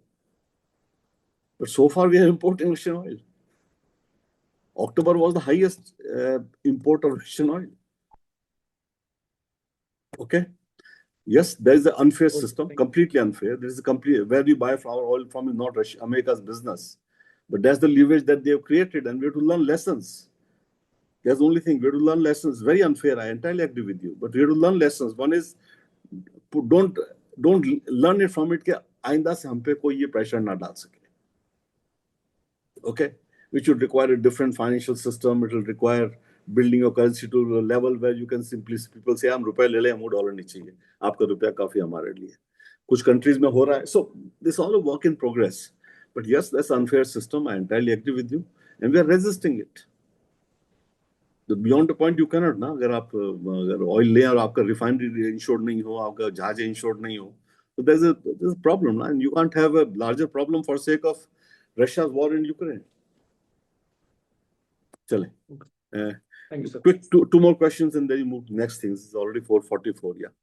1 घंटे से ऊपर हो गया, चले बताएं किसको पूछना है। Sir, good evening, sir. या Yeah. तानी, Sir, my question is, it is being said that recent India-US deal regarding LPG, despite its quality and transit cost, is appeasement policy of India because eventually it will overburden the domestic consumers in India. So, is it like really appeasement, or is there any strategic move from regarding that? I don't fully understand oil trade, but I understand this much that by and large landed costs are same. थोड़ा बहुत variation हो सकता है, but when oil is sold and bought, it's done in a manner that freight is all factored into it. Yeah. है ना? Otherwise, why should you go and buy American oil? जब gulf में तो oil मिल रहा है, why would you buy Russian oil? No, sir, Which is LPG. सुन लीजिए. Okay. I'm just telling you the basic principle on which it works. Okay, that is the crude. Okay, now thereafter there are finished products. Okay, LPG is the finished product. उसकी availability limited है. Not everybody makes finished products. I don't know if you know about it, but Europe is completely dependent upon, when I say completely, mostly dependent upon imported refined products. Yes, sir. आज America में अगर fuel की कमी आ रही है, they are saying कि बड़ी planes नहीं उड़ सकती हैं वो पर्टिकुलर एयरपोर्ट से बिकॉज फ्यूल नहीं देने को, that is because they have stopped adding refineries. India is among the largest exporters of refined products, even though we are oil importing country. That's the nature of trade. The trade was following a certain pattern. One day somebody comes and changes it, तो उसका upheaval तो होगा. Maybe Americans will set up their refineries. If they set up the refinery, it will be very expensive because the environmental costs there are so huge to protect that oil will become very expensive for Americans, which Americans won't like. Europeans don't have a refining capacity. They hardly have a refining capacity. They buy from India, they buy from Turkey. Earlier they were buying from Russia. वो बंद कर दिया है, फंस गए वो लोग. So they are facing shortages. ठीक है ना? Okay. चलो, Okay, sir. next question. Yep. Very quickly, Yes. Pawan, and then Good evening, sir. Monu, and then Sir, my question is, as we discussed that US wants to be a preeminent power in the world. Sir, question तो so बताइए, comment नहीं चाहिए आपका. हाँ. yes, sir. So does the withdrawal of US from WTO or from any other climate change also align with it? Yeah, there are two different things. Climate change is different from WTO. WTO very clearly they feel that because of WTO they have been short-charged. Everybody can export their goods to America. America can't export to other countries because of high tariffs, other barriers, etc. And to an extent, they're right. ठीक है ना? हमको 20% 25% tax लगे, हम तो सब नाराज हो गए, लग गए. उनकी मोटरसाइकिल पर आपने 100% टैक्स लगाया, तब हम कुछ नहीं बोले. ठीक है ना? ये हकीकत है. That's reality. So we understand they have right to reciprocate. They have done it. That's how it is. This is a wake-up call for us. We understand. That's how it is. So I see absolutely we don't have to get look, it hurts us indeed. It's hurting parts of our industry, but in a way कभी-कभी जिंदगी में अग्नि परीक्षा देनी बहुत जरूरी होती है. You have to be woken up from the sleepwalking के भी. We thought कि हम तो वर्ल्ड की मेजर पावर बन जाएंगे, आराम से वॉक करते करते जाएंगे और पहुंच जाएंगे वहां पे. ये होने वाला नहीं था, कहीं नहीं हुआ, इतिहास में अब तक नहीं हुआ कभी भी. ठीक है ना? Yes, sir. आपको अपनी जगह बनानी पड़ती है. उसके लिए आपको त्याग करना पड़ता है, अग्नि परीक्षा देनी पड़ती है. ठीक है ना? Yes, sir. वक्त आया तो अच्छा है ना, सीख लेंगे. अभी सीख लेंगे. ठीक है? हाँ. Sir, the second question that I have that sir, does India want to be as a counterpoise to China in US-China game? Or will it benefit India? Look, it's very simple. We are not a threat to China. China is a threat to us. Yes, sir. We have to protect ourselves. Yes, sir. If we have to protect ourselves, there are two ways. आप उतने सक्षम बन जाए अपने आप को protect करने के लिए. Yes, sir. We are pretty much there. We're not there fully, but we are there. We are capable of looking after ourselves. It will come at a cost. It will come at a price, but we can. And when I say this, because the cost to China would be too high to do anything to us. It's not that we will not get hit, but the cost to them would be high. So that's where it is. Now, it works. So diplomacy is a game of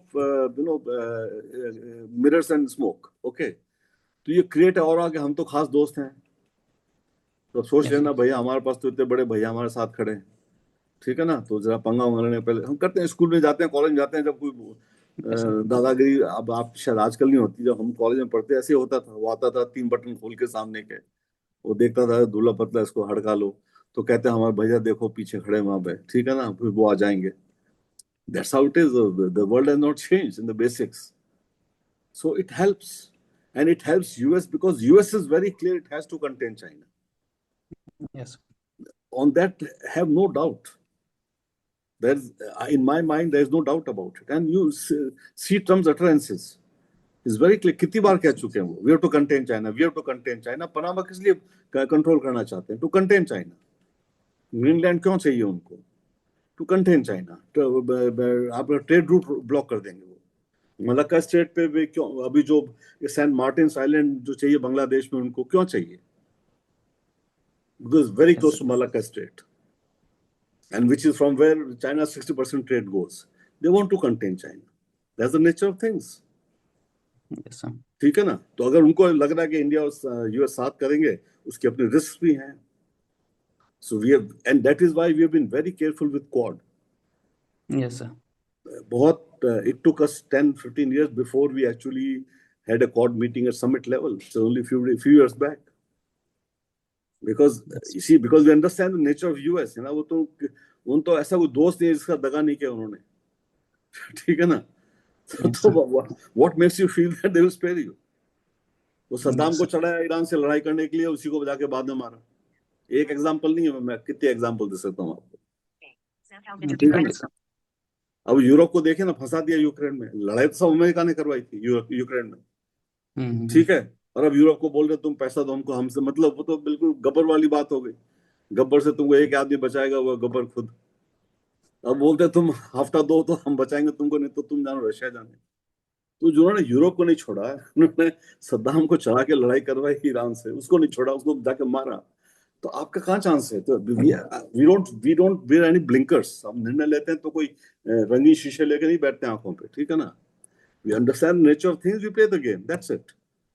eight times you play better than other guys, at times other guy best you, but जो पत्ते ज्यादा उनके हाथ में हैं, तो सो उसका हाथ में अगर अच्छे पत्ते, then you have to be smarter about how you use your cards and when you use them. That's it. चलें. Next. Sir, my name is Neeraj. Sir, my question is, hello.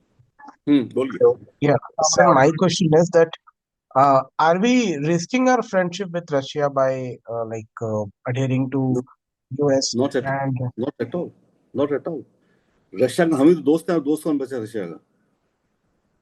देखिए, रशिया को चीन से भय है, आपसे भय नहीं है. They fought a bitter war with China. Please don't forget that. हमारे से रशिया कभी इतिहास में कभी हमारी लड़ाई नहीं हुई रशिया से, और चीन से भी पहली बार 62 में हुई थी. क्यों? हमें कोई लड़ाई वड़ाई करने में दिलचस्पी थी नहीं, ठीक है ना. अपने हाल में खुश थे यार, ठीक है अपना. Why should you fight battles unnecessarily? Which was the mistake. We didn't build empires. पहले बनाते थे, बाद में बंद कर दिया. अब सीख रहे हैं वापस.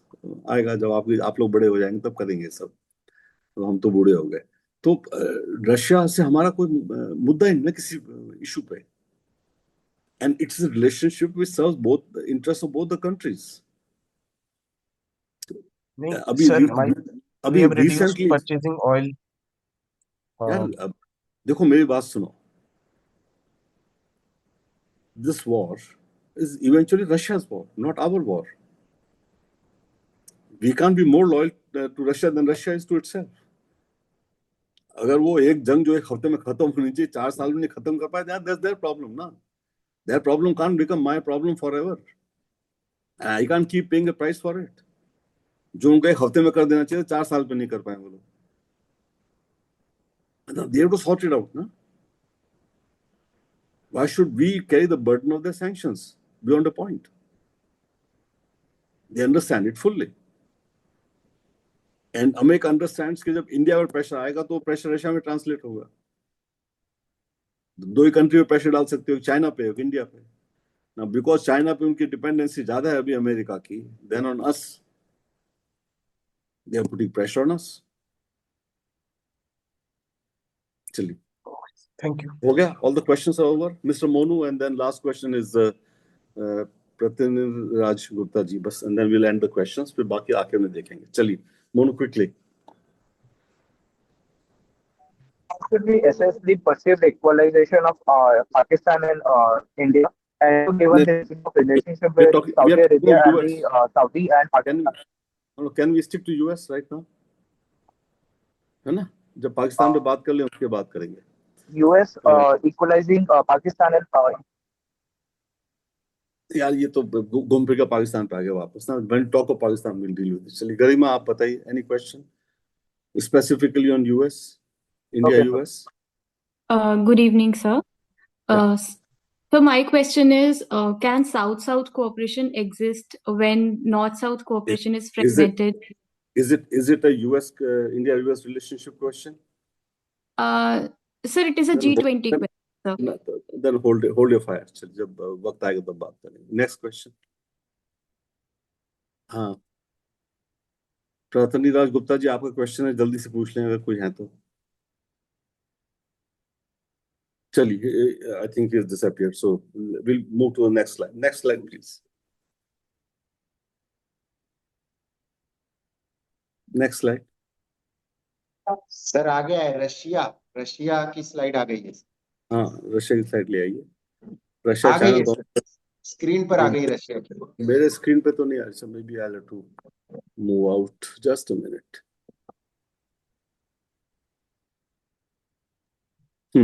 Okay. So Russia, this is a time-tested partnership. I mean, we have been with Russia for a long time. We have been friends. They stood by us, and we have stood by them. That's how it is, and it's because in mutual interest. There is a complementary of interest. That's why this relationship has worked. So we have, and one of the ways of nourishing this relationship is the summit level meetings. Next summit should be next week or so, maybe another week, 10 days, when Putin will come to India. 23 have taken so far.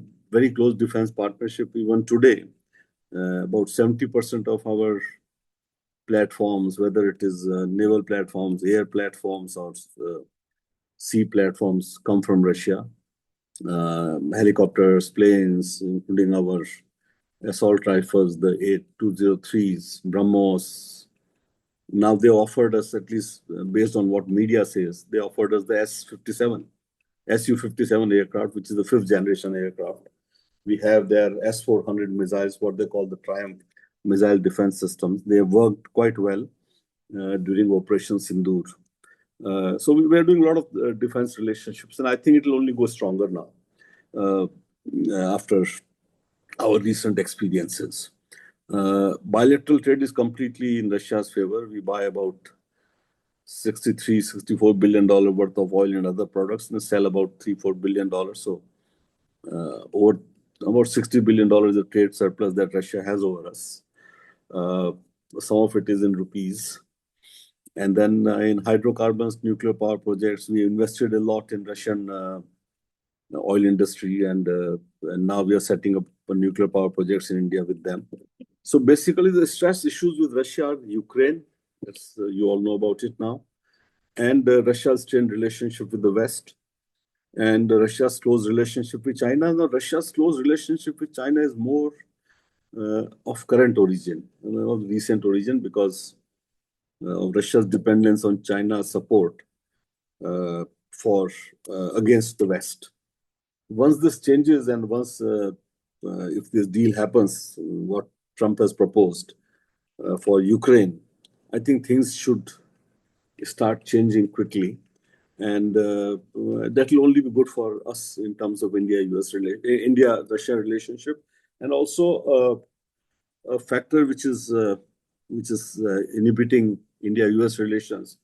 A pain point would have been taken out. So that's briefly with Russia. Next slide, please. China. 62 war shadow still remains. about 38,000 square kilometer territory occupied in J&K, claims about 90,000 kilometers, which is the entire Arunachal Pradesh. There's about 3,380 kilometer border, which is border still remains an open question. After 62 war, one of the sad parts is that we forgot what we did to China in 67. That's one of the failings of our how we teach history. In Nathula, we gave them a bloody nose in 67, but nobody knows about it. Very few people know about it. That's somehow how we have dealt with our history. The broad approach for rebuilding relations was to maintain peace and tranquility on the border and build relations in other spheres, which was challenged repeatedly by China. Galwan was the last instance. Uske pehle Doklam mein hua, and then it took few years before Wuhan rebooting, and now after 2020 incursion in Ladakh. The rebooting slowly began in 2024 during the Kazakhstan meeting. And then again, PM met Xi recently. So things are, there's a gradual revival. I won't say it's normalization, full normalization, because the issues still remain. But they found modus vivendi, far more intense defense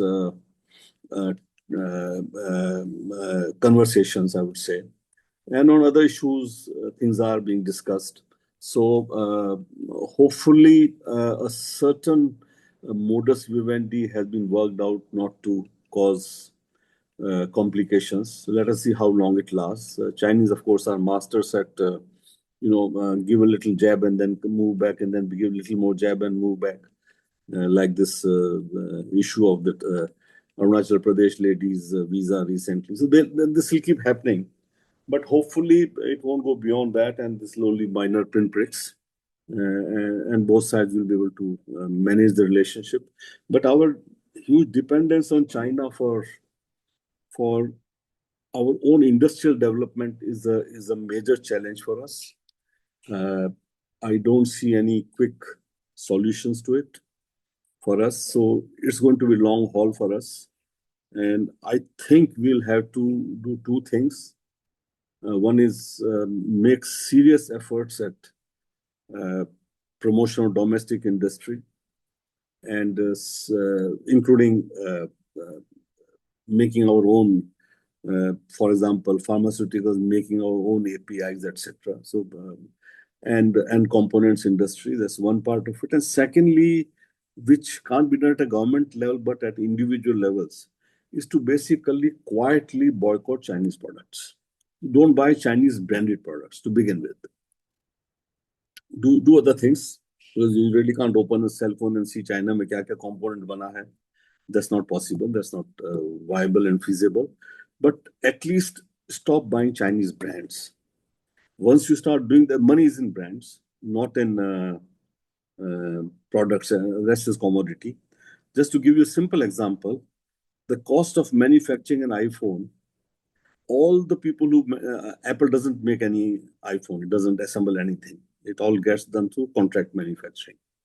The entire money paid to all the contract manufacturers is about 25% of the selling price of an iPhone.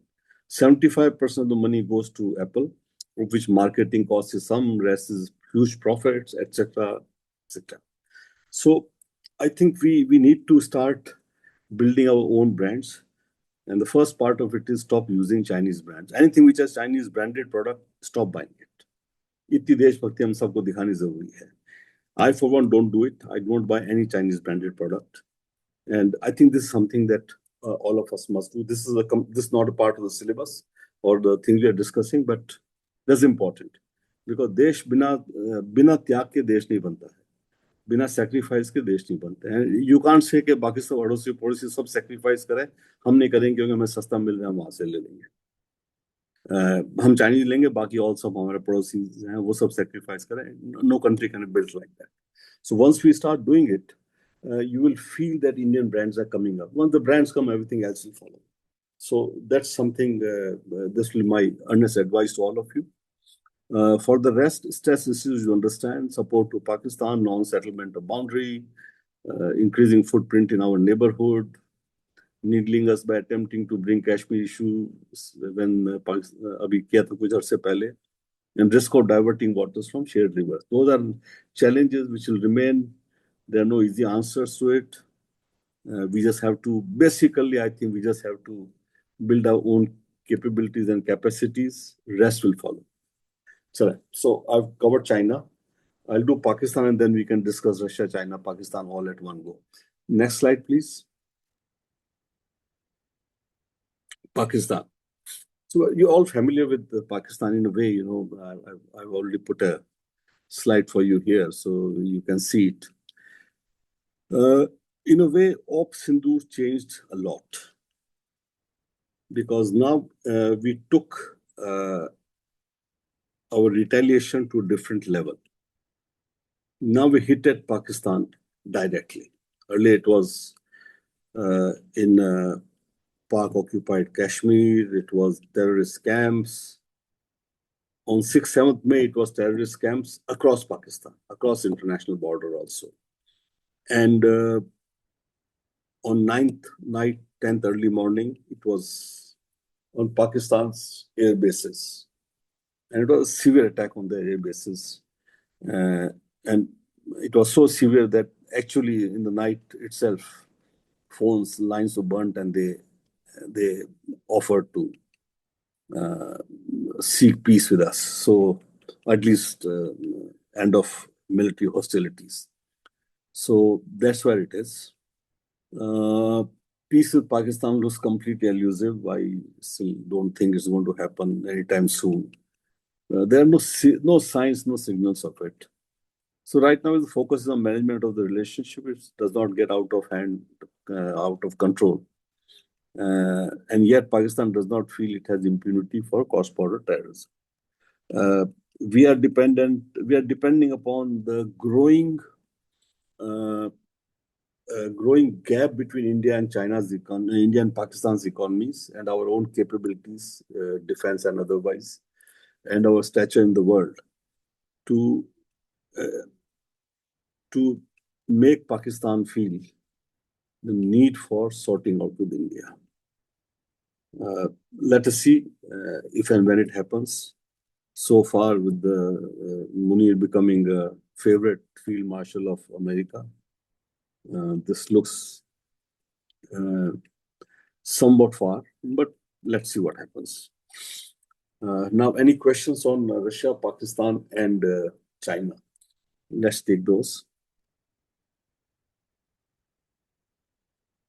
Yes, please. Any questions? Sir, I have one question. Yeah. Mr. Trump repeatedly talks about that he was the one who was basically responsible for calling off the tensions between Pakistan and India, and Indian side has repeatedly denied it, that it was the call of the Indian side to end the hostility. Sir, what is the intention behind Trump's rhetoric? Why does he keep saying this all the time? Like in newspapers also we have read that he has said it 18 times, 20 times. No, now it's about 58 times or 59 times or whatever. Yes, sir. देखो ऐसा है, वो क्या करता है उसका आप क्या कर सकती हैं, कोई आपके हाथ में है क्या? ठीक है ना, at the end is president of America, if decides उसको नोबेल प्राइज चाहिए तो वो जाके यूएन में बोलता है मुझे नोबेल प्राइज चाहिए, मुझे नोबेल प्राइज दे दो, देखो भैया मुझे मम्मी मुझे नोबेल प्राइज नहीं दे रहे हैं बच्चे, मैं क्या करूं, you know what you do with it, and he says I know मुझे नहीं मिलेगा, तो जाके अब उसका see he is a very very different kind of a B animal which you don't understand. इस तरह के प्रेसिडेंट कभी देखे नहीं हमने, ठीक है ना, and in the most powerful country in the world. So it all hits us how to handle it. वो बोलते हैं उनको दिमाग में आ गया, उनकी वोकैबुलरी बहुत लिमिटेड है, everything is big, beautiful, bold, first time, largest, और अब 200 वर्ड की वोकैबुलरी नहीं उनकी, ठीक है ना. आप सुन ले उनका कोई भी speech, will do a beautiful deal. अरे डील को ब्यूटीफुल होती है क्या, कोई मतलब कोई कपड़ा थोड़ी है या कोई ज्वेलरी थोड़ी है, बट दैट्स हाउ उनका तरीका है करने का, उसका आप क्या कर सकते हैं उस पर, and no point of scratching your head and trying to interpret it, ठीक है ना. अब हमने तो अब कहना ही बंद कर दिया है. तो खंडन करना बंद कर दो, कितनी बार करोगे आप? ठीक है ना, वो जो कहना वो कहना दीजिए उनको आप। ठीक है, ओके So, सर। अब आप इसका क्या क्या कर सकते हैं आप? He will say what he has to say. You don't have to waste our time and energy on it for beyond a point. Yeah. Any other question? Good Yeah. evening, sir. Yeah. So my question is related to India-China relations and the line of actual control more particularly. So I've read in a book that Chinese part do not accept the lines that were demarcated by the British at that time, and that is Yeah. why They don't. some of the yes, sir, that is why some of the issues are arising. So, sir, beyond that, the area that is occupied by China beyond line of actual control, I've read that it was never as much occupied by India, and just because British have uh, decided that boundary, so that is why we are claiming it. Like, is it so? Is it? No. I So you need see some the counter clarity on this question. point. So the counter question would be: did China control it? Answer is no. Yes, So sir. why should we simply say कि हम control नहीं करते थे इसलिए हमारा नहीं है? वो कंट्रोल करते थे क्या? वो भी तो नहीं करते, कंट्रोल करते थे। ठीक है ना? Okay. So that's a fair question, ना? Yes, sir. That was so that's where it is. There was a boundary. McMahon line was created. Yes, sir. We accepted it. They haven't accepted. That's where the dispute is. ठीक है ना? Okay, so yes, sir. And they refuse even to even the current positions कहाँ पे हैं वो map पे वो देने को तैयार नहीं है। हाँ जी सर। 25 साल से बात चल रही है, अभी तक तो उन्होंने वो भी मैप पे देने को तैयार नहीं, वो कहाँ पे हैं और हम कहाँ पे हैं। हमने कहा हम बताए थे हम कहाँ पे हैं हम, आप भी अपना मार्क कर दीजिए, वो भी करने को तैयार नहीं। वो सो दैट रिफ्लेक्ट्स उनकी नीयत क्या है। Yes, sir. That's it. So that's at their end now. They feel that, see, so it's like this. They feel that as the hand is becoming stronger, they'll get a better deal. Okay. Now that's their calculation. Our calculation is that we are now catching up slowly. It will gather momentum. तब deal करेंगे जब when we have a stronger hand. So अब ये दोनों की calculation है. Let us see किसके calculation win करते हैं. Hopefully you guys will make a much stronger India than we have succeeded. तो फिर things will be different. और नहीं बनाएंगे things will be different. That's how it is. So both of us have our calculations on this. चलिए next. Yes, sir. Sir, good evening. Yeah. Sir, I'm Sri Rashmi. I also have a question on India-China relation. Sir, I wanted to have your take on this thing, that why China is showing aggression at the border. At the same time, it's cooperating with India on BRICS, SEO, or trade per se. But still, it's showing salami slicing tactic, and it's going to be detrimental for our relation. And we are not, both countries are not growing together. No, but it's not actually. So see from China's point of view, you are doing salami slicing. And yet India keeps buying from China. अभी आप में से कितनों के phone है Oppo के, Vivo के और Xiaomi के? बता दिए, ईमानदारी से हाथ ऊपर कर दीजिए। Don't tell me एक का भी नहीं है. Come on. Yes, sir. I use a Redmi phone, sir. Most of you have it. That's harsh reality. No, I'm not criticizing you. I'm just trying to tell you. ठीक है, आप लोग young है अभी, अच्छा फोन चाहिए, affordable चाहिए. That's a challenge. But what I'm saying is देशभक्ति की इतनी कीमत चुकाने को तैयार नहीं है हम, तो क्या देश बनाएंगे? See, it can't be the sacrifices have to be made only by one part of India. हमारा soldier sacrifice करें, कुछ सर्फिर हमारे जैसे sacrifice करें, बाकी लोग नहीं करें, and then expect कि हम तो दुनिया की largest economy बन जाएंगे, चाइना को face कर लेंगे. कैसे होगा ऐसे? पहला काम stop buying Chinese products, branded products. Do it and tell your family members नहीं चाहिए, ये तो उसके बिना काम चलाएंगे. हमारे घर में नहीं आता कोई भी Chinese branded product. If we can't afford it, we'll not buy it. That's it. और देशभक्ति कोई बताई थोड़ी जाती है, देशभक्ति दिखाई जाती है ना. खड़े होकर बोलने में कितना दिक्कत है? सब बोल सकते हैं हाँ हम भारत भारत भारत. अब जो करने की बारी आती है तो चीनी सामान खरीदते हैं. तो ऐसा कैसे पॉसिबल है? ऐसा थोड़ी कि इंडियन फ्रिज नहीं बनते हैं, कोरियन नहीं मिलते हैं, जापानीज गाड़ी नहीं मिलती है, कोरियन नहीं मिलती, इंडियन नहीं मिलती है, फिर जाकर चाइनीज गाड़ी खरीदेंगे. तो फिर अब आप उनको स्ट्रॉन्ग कर रहे हैं ना. Try and sell your products in China. That's how it is. That's the harsh reality. So pardon me saying so, most of you have Chinese phones. The Apple is too expensive. I can fully understand. It's a very expensive phone. 1.25 lakh का phone थोड़ी students को लेना चाहिए. Ultimately जो कमाए तो खरीदेगा. माँ बाप के बूते में थोड़ी कहते हैं they can afford it. But in Chinese तो ना खरीदो ना. थोड़ा कम फीचर का खरीद लो, कितना फर्क पड़ जाएगा. फोन तो बेसिकली बात करने के लिए, मैसेज भेजने के लिए, ईमेल के लिए, और बाकी कितना काम करते हैं. फोन से कॉफी तो बनती नहीं किसी भी फोन से. Just do it. आप पूछ रहे हैं क्यों नहीं हो रहा, ये वजह है. वी थिंक देशभक्ति दिखाना काम खाली सोल्जर का है या कुछ और लोगों का है और किसी का नहीं है. It's not going to happen. चलिए next question. Good evening, sir. Good evening, sir. या Sir, my question is on India and Pakistan relationship. Sir, should India ever engage with Pakistan, and if yes, on what line this engagement should be? It's very simple. देखिए ऐसा है, we have realise that Pakistan से बात करते हैं हम पे हमला होता है. ठीक है ना. तो बात ना करो, हमला ना होगा, कम से कम उतना तो कर लो. And I am giving example. I went to Lahore in the bus yatra. Vajpayee साहब की बस यात्रा में वाजपेयी साहब लाहौर बस में नहीं गए थे, बस में मैं गया था. ठीक है ना. एंड हम पे पत्थर भी फेंके गए थे, फूल भी फेंके थे, पत्थर भी फेंके थे. ठीक है. उस दिन रात को लाहौर में कर्फ्यू लगाना पड़ा. जब हम लाहौर फोर्ट खाने पे जा रहे थे तो इतना दंगा तमाशा हुआ वहां पे इंडिया के आने की वजह से. तो वहां पे उनको कर्फ्यू लगाना पड़ा, टीयर गैस चलानी पड़ी, खाना 1 घंटा लेट हुआ. उसके बाद जब सड़कें क्लियर हुई तो हमको लेके गए. तो हम आधे रास्ते आके हम रुक गए गवर्नर के घर के वहां जाके. गाड़ी हमारी पार्क कर दी गई, बसेस. फिर जब सड़क क्लियर हुई तो ऊपर गए थे हम लोग लाहौर फोर्ट पे.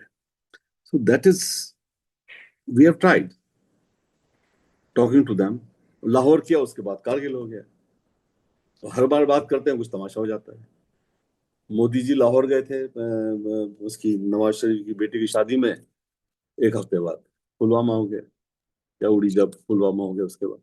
No, there's no end to it.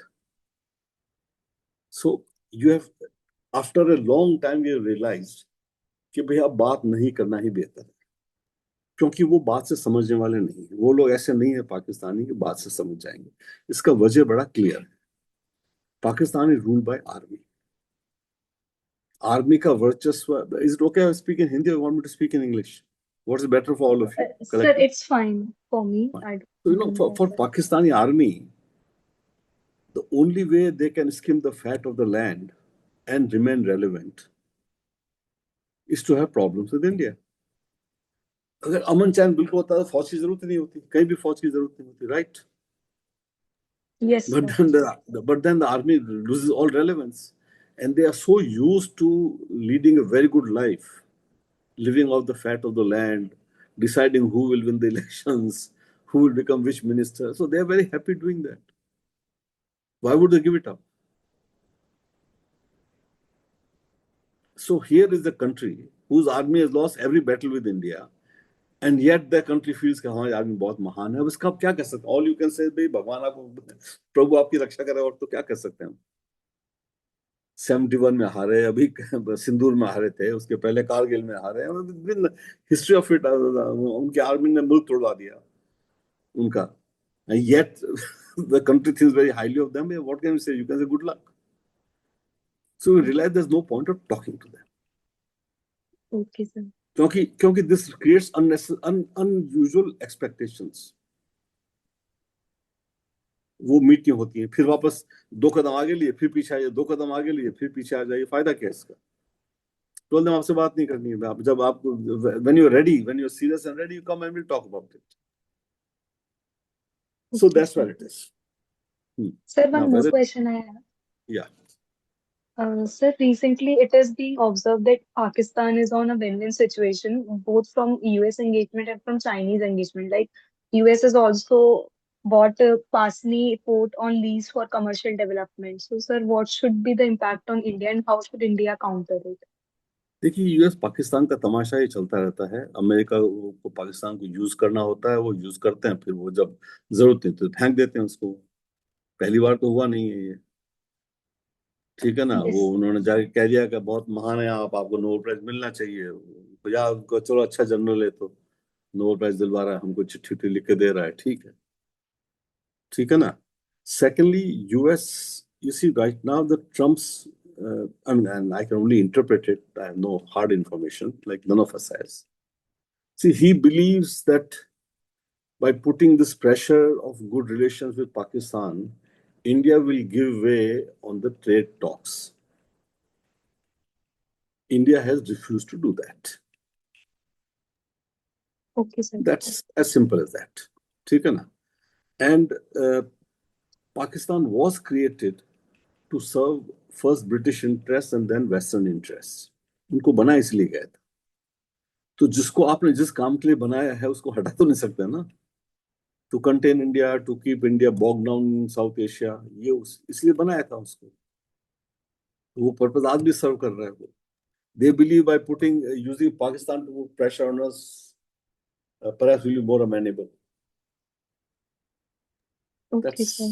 That's their calculation. You know, you based on, ये तो चेस का खेल है, आप कैलकुलेशन करते हैं, कभी जीत जाते हैं, कभी हार जाते हैं, कभी ड्रॉ होता है गेम। चलिए, any other question? Sir, but what would be its impact? Like the Pasni port, it is very close to our Chabahar port, some 70 miles Once only. again फिर से बोलिए। Sir, the port that US has leased from China, that is that Pasni port, it is very close to our Chabahar port, like through which we deal It our is also trade. close to it's also close to Gwadar port, ठीक है ना। Yes, sir. तो Yes, फिर sir. अभी we don't know what they want to control, whether they want to see again. There's a larger hypothesis. Larger hypothesis is US wants to contain China. If you want to Yes, contain sir. China, then you also want to contain Gwadar port. Yes, sir. ठीक है ना। कोई हमारी US से कोई लड़ाई नहीं अभी किसी मुद्दे पे, ठीक है ना। टैरिफ को लेकर मुद्दा चल रहा है और कोई लड़ाई तो है नहीं हमारी, ना कोई हम नंबर 1 बनने वाले हैं अभी, ठीक है ना। That's still 30-40 years away and that is if you guys work very hard. 30 साल तो लगेंगे अभी। So right now the concern is China. So if they have to contain China, then they have to contain China in all the places. Yes, sir. Which also means containing them at the Gwadar port. And in part the reason, this is only my hypothesis, in part the reason of being warm to Pakistan is to pull Pakistan back from completely being taken over by China. I'm not talking physically, but otherwise. Yes, sir. Because अगर आप कुछ भी नहीं करेंगे उनके लिए तो वो completely चाइना के पॉकेट में चले जाएंगे. But if you have to contain China, then you also want to create a situation where Pakistan was to think thrice before giving any facility to China which will affect US. ठीक है ना? Yes, sir. So and they understand that, so their calculation is this, India will have no choice. India will still work with US to contain China because our main threat is from China, not from Pakistan. So this is the calculation that they have made, I presume. I have no inside information. कि India को हम रेटल भी कर दे तो India के पास कोई choice नहीं है. India will still have to deal with us and be nice to US. This is their calculation. It may be true up to a point. ठीक है ना? क्योंकि जब तक till you don't resolve your issues with China, those issues remain, the threats remain. And those issues are not going to go away right now because China thinks it has the upper hand. So why would they make any concessions? So the day China realizes that India-US alliance is now too strong for it to handle and may actually hurt them, is the day they will start dealing with you differently. But we are not there yet. And for that, we will have to have our own capacities, not borrowed capacities. Not, कि भैया पीछे खड़ा है, वो उससे नहीं हो सकता है, ठीक है ना? We will say we are capable of looking after ourselves. और साथ में भैया भी है. Yes. But we are far from it.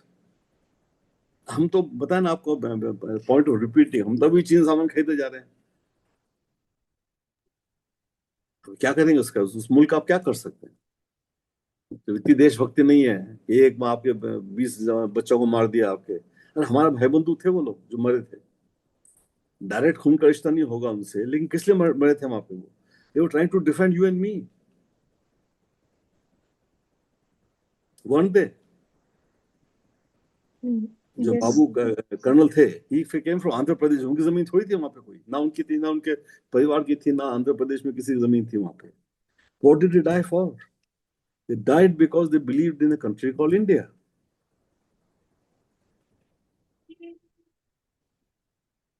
और हमें चीनी सामान खरीदे जा रहे हैं दोनों हाथों से। We are actually, I mean, so we shouldn't lament कि हमारी स्थिति क्या है।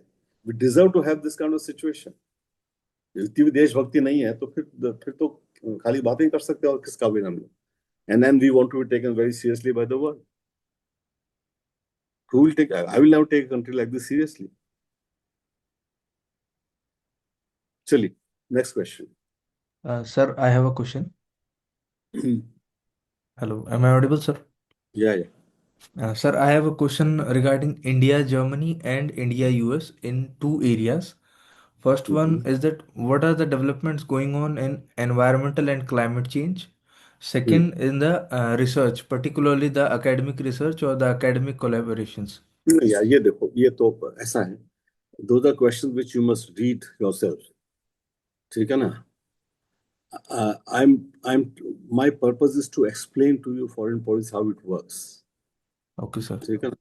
Not to give into detail कि कौन सी रिसर्च में क्या कर रहे हैं, तो आपने पढ़ाई करनी, तो इंटरव्यू किसका, आपका हो रहा है मेरा हो रहा है? Who has to go to the interview? I am going to. But then you must ask questions, not of facts. Yes. That basic research you must do ना। ये कोई स्विगी थोड़ी बटन दबाए खाना आ जाएगा टेबल पे। It's not there. You have to do the research. I mean, pardon my saying so. You're asking on facts. Well, check the facts. Wherever you have to check. You can't ask के चलो उनसे पूछ लो, पढ़ के बता देंगे मुझे। I don't see my role as that. I'm trying to explain to you what are happening and उसके पीछे क्या हो सकता है। Those are things that come with experience and having dealt with that life. अब इंडिया जर्मनी क्या research कर रही है, I have not served in Germany, it's not my competence and it's not something I want to answer, even if I knew the answers. Okay, sir. Because ये research तो आपको करनी पड़ेगी। Sure, sir. Sir, I have one more question. That how it is impacting the global efforts that US is withdrawing and again rejoining, then again withdrawing from the Paris Agreement or the UNFCCC. Again, very clear. See, they are the biggest polluters in the world. They don't want to pay the price. They want others to pay the price. They think this all the Republican Party and including MAGA supporters. They believe that there is a whole climate change business is a hoax. They believe so. ये सब तो झूठ है, बकवास है सब, खाली America को कंस्ट्रेन करने के लिए है सब। They don't want to do it. That's it. And they have the capacity to walk out and walk in when they want because they are the most important power in the world. So they're doing it. Thank you, sir. Next question. Good evening, sir. Good evening, sir. Yep. So my question is about the use of non-state actors by Use China. of Non-state actors, for example, terrorist organizations and such, by all, be it USA, China, or Pakistan. So how well India is equipped to deal with such occasions where non-state actors have become a part of foreign policy for those countries? You see, they will look. They will use the instrumentalities that they can use to further their interests. ठीक है ना? Your job is to make it expensive for them. That is not worth the price. Earlier, we didn't do it. That's the harsh reality. Bombay हुआ, हमने कुछ नहीं किया. Whatever reasons. That's not going to reason because that will be endless debate. But we did nothing. So they said कोई दिक्कत नहीं है. थोड़ा जब वापस माहौल ठंडा हो जाए फिर कर देंगे एक बार. साल भर रुक जाओ because Bombay was really egregious. Everybody was watching on television globally. Kuch Jews mare the, Americans mare the, so everybody was incensed. Now you have started attaching a price. With this government, you have started attaching a price. So they have to be careful because they know price will come, the bill will come. And whether they are prepared to pay the price or not is something that they have to take a call. And increasingly, you are raising the price. आपने अगर उनके 11 airfields तोड़ दिए, it comes with the price. ठीक कराना पड़ता है, आप तो दुनिया में भी थोड़ा आपकी इज्जत अफजाई का जो तो होता नहीं है, लोग कहते हैं यार पिट के आ गए, ठीक है, तो you are raising the price. That's it. Now usage, countries use all the instrumentalities that they can use. इसमें morality के इशू कम होते हैं, ठीक है ना, राइट एंड रॉन्ग के इश्यूज कम होते हैं, क्या काम करेगा क्या नहीं करेगा वो इशू ज्यादा होते हैं. So Pakistan so far has been thinking है कर लो 2-4 महीने हफ्ता हल्ला चलेगा फिर बात खत्म हो जाएगी, इंडिया would do nothing, वापस बात करना शुरू कर देंगे, दिक्कत ला तुम्हारे दूध है बनाओ रोटी. Now today you are attaching a serious price. रोटी बना ला. बंद कीजिए, कौन बोल रहे हैं? Today attaching a price. So they have to recalculate whether it's worth it or not. But there's a diplomatic price also. The Indians came and they broke your 11 airfields, and then you had to call them, ask them, it's a price. So those are the calculations. And each country uses this. There's no country I know which doesn't use. Next. Good evening, sir. Yeah. Sir, my question pertains to India-China relationship. Sir, we see China continuously meddling or needling us through our neighbors other than Pakistan. But we don't see India take a hard stance or taking any stance or China's neighbors or territories which are closer to China. So well, two simple answers. They have far greater capacity to influence your neighbors as you have with China's neighbors. That's just a matter of capacity. Okay? And you are doing it. Philippines is buying your BrahMos missiles. Indonesia has expressed interest. Vietnam भी सोच रहा था थोड़ा धीमे हो गए because maybe they feel it will be too much of a provocation with China. But this is happening. Earlier, you were not selling any weapons to China's neighbors. Now you're selling. You sold weapons to, you sold naval or patrol boats to Vietnam on what you call lines of credit. They've not brought BrahMos yet, but it will happen someday. Even they may buy it. Indonesia is not talking to you about buying BrahMos. So it's happening. You didn't have a capacity. You didn't have anything to sell. You didn't make any good weapons. कौन खरीदेगा आपसे? Secondly, financial capacities of China are very different from ours. And you must recognize this fact. So it's not that they are needling us. They can say the same thing to us. आप भी needle कर रहे हैं. आपको क्या करना Vietnam में? आपको क्या करना इंडोनेशिया में? Why are you selling weapons to Indonesia or to Philippines? They can also ask us this question. है ना? So they have the capacity. Your neighbors need them more than they need you at times just to balance.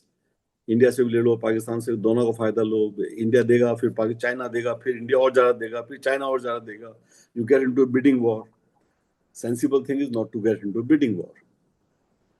कि जितना China देगा हम उतना हम देंगे. वो तो आपको लेते देंगे वो, ठीक है ना? आप क्यों देंगे ऐसा? So you have to calibrate your policies, keeping in mind what your resources are, keeping in mind that your neighbors should benefit from your friendship and generosity. There's a far lesser price to pay than trying to build defenses. And if your neighbors are prosperous, they're happy, at the minimum, they won't come into your borders. Why did so many Bangladeshis come to India? Partly because they were Hindus, unko wahan persecution hota, they came. Many of them earlier came because there were no jobs in Bangladesh. India offered better economic opportunities. ठीक है? When Bangladesh's textile industry, etc., grew very largely, then that imperative reduced. So many of them came because schools are better in India, hospitals are better in India, etc., etc. And then कुछ नौकरी वोकरी मिल जाएगी, काम कर लेंगे। तो if they grow, वो hassle खत्म हो जाएगा। They are growing as fast as you are, so people are happy there, वहीं रहो, यहाँ जाके भी क्या कर लोगे? So that you have to calibrate. That's about all. There are no perfect solutions on this.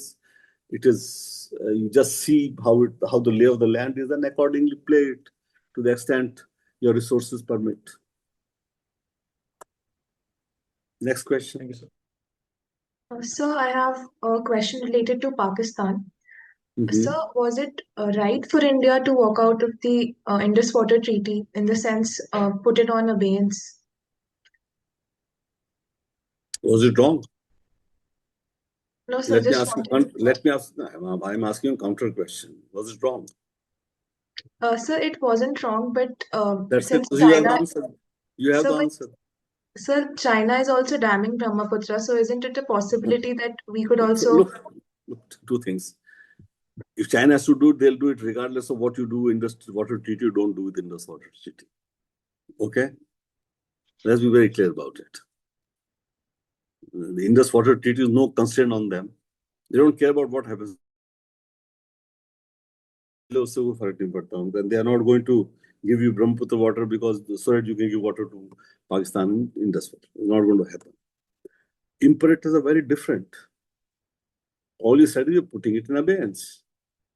If you read the Indus Water Treaty, the preamble says, in a spirit of friendship, in a spirit of friendliness. जब friendliness नहीं बची तो फिर वो treaty तो क्या काम किए? It was done in a spirit of friendliness. Since that doesn't exist, after all the repeated terrorist attacks we have faced, we simply said we are putting it in abeyance.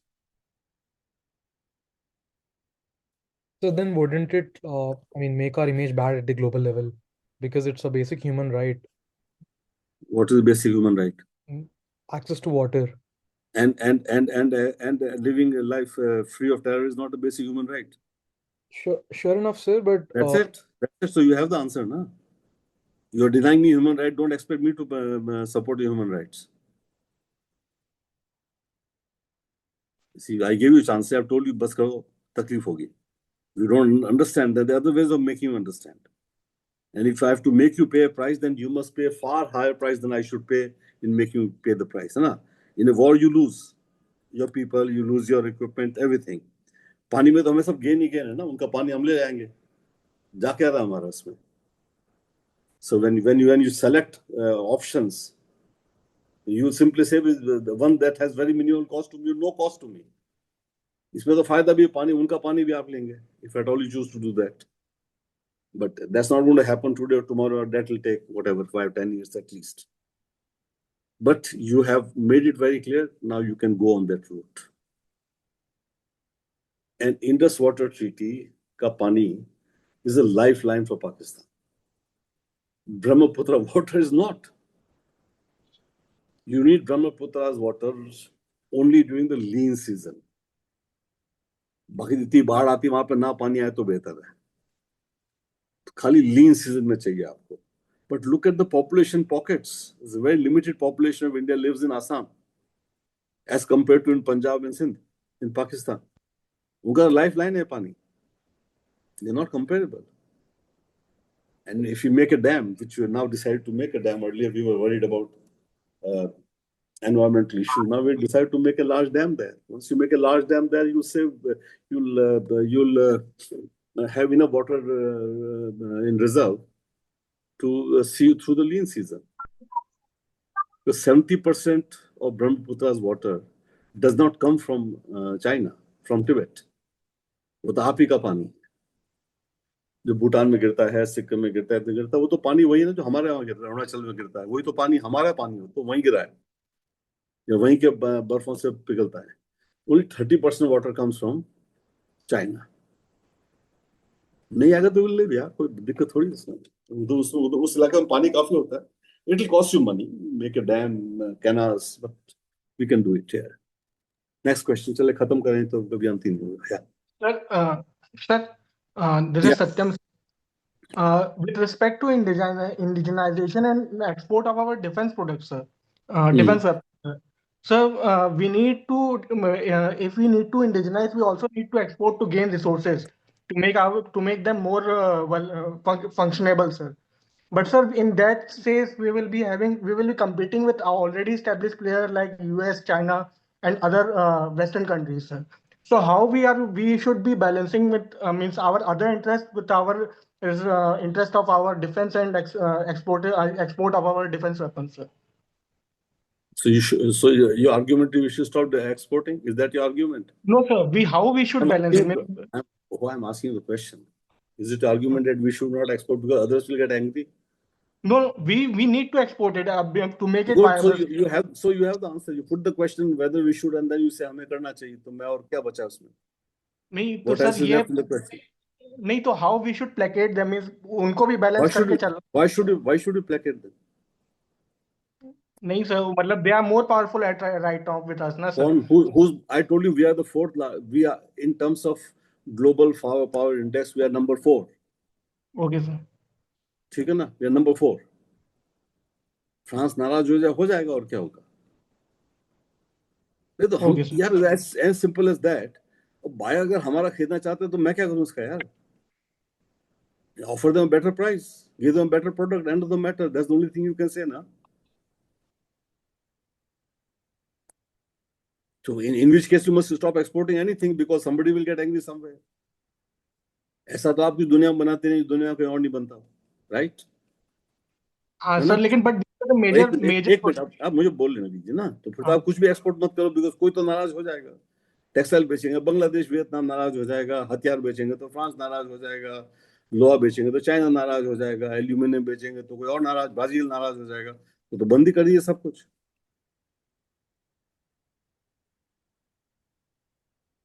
है ना? हो जाएंगे नाराज. हम तो बोलेंगे वो जो खरीदा उससे पूछ रहे हो क्यों खरीदा हमसे यार, हमसे क्या नाराज हो रहे थे? Go and sell it to you, give them better deal, they'll buy from you. Okay. Next question. Any questions? So should we move to the next slide? Good evening, sir. Just a minute. I'll just move back to the gallery. Yeah.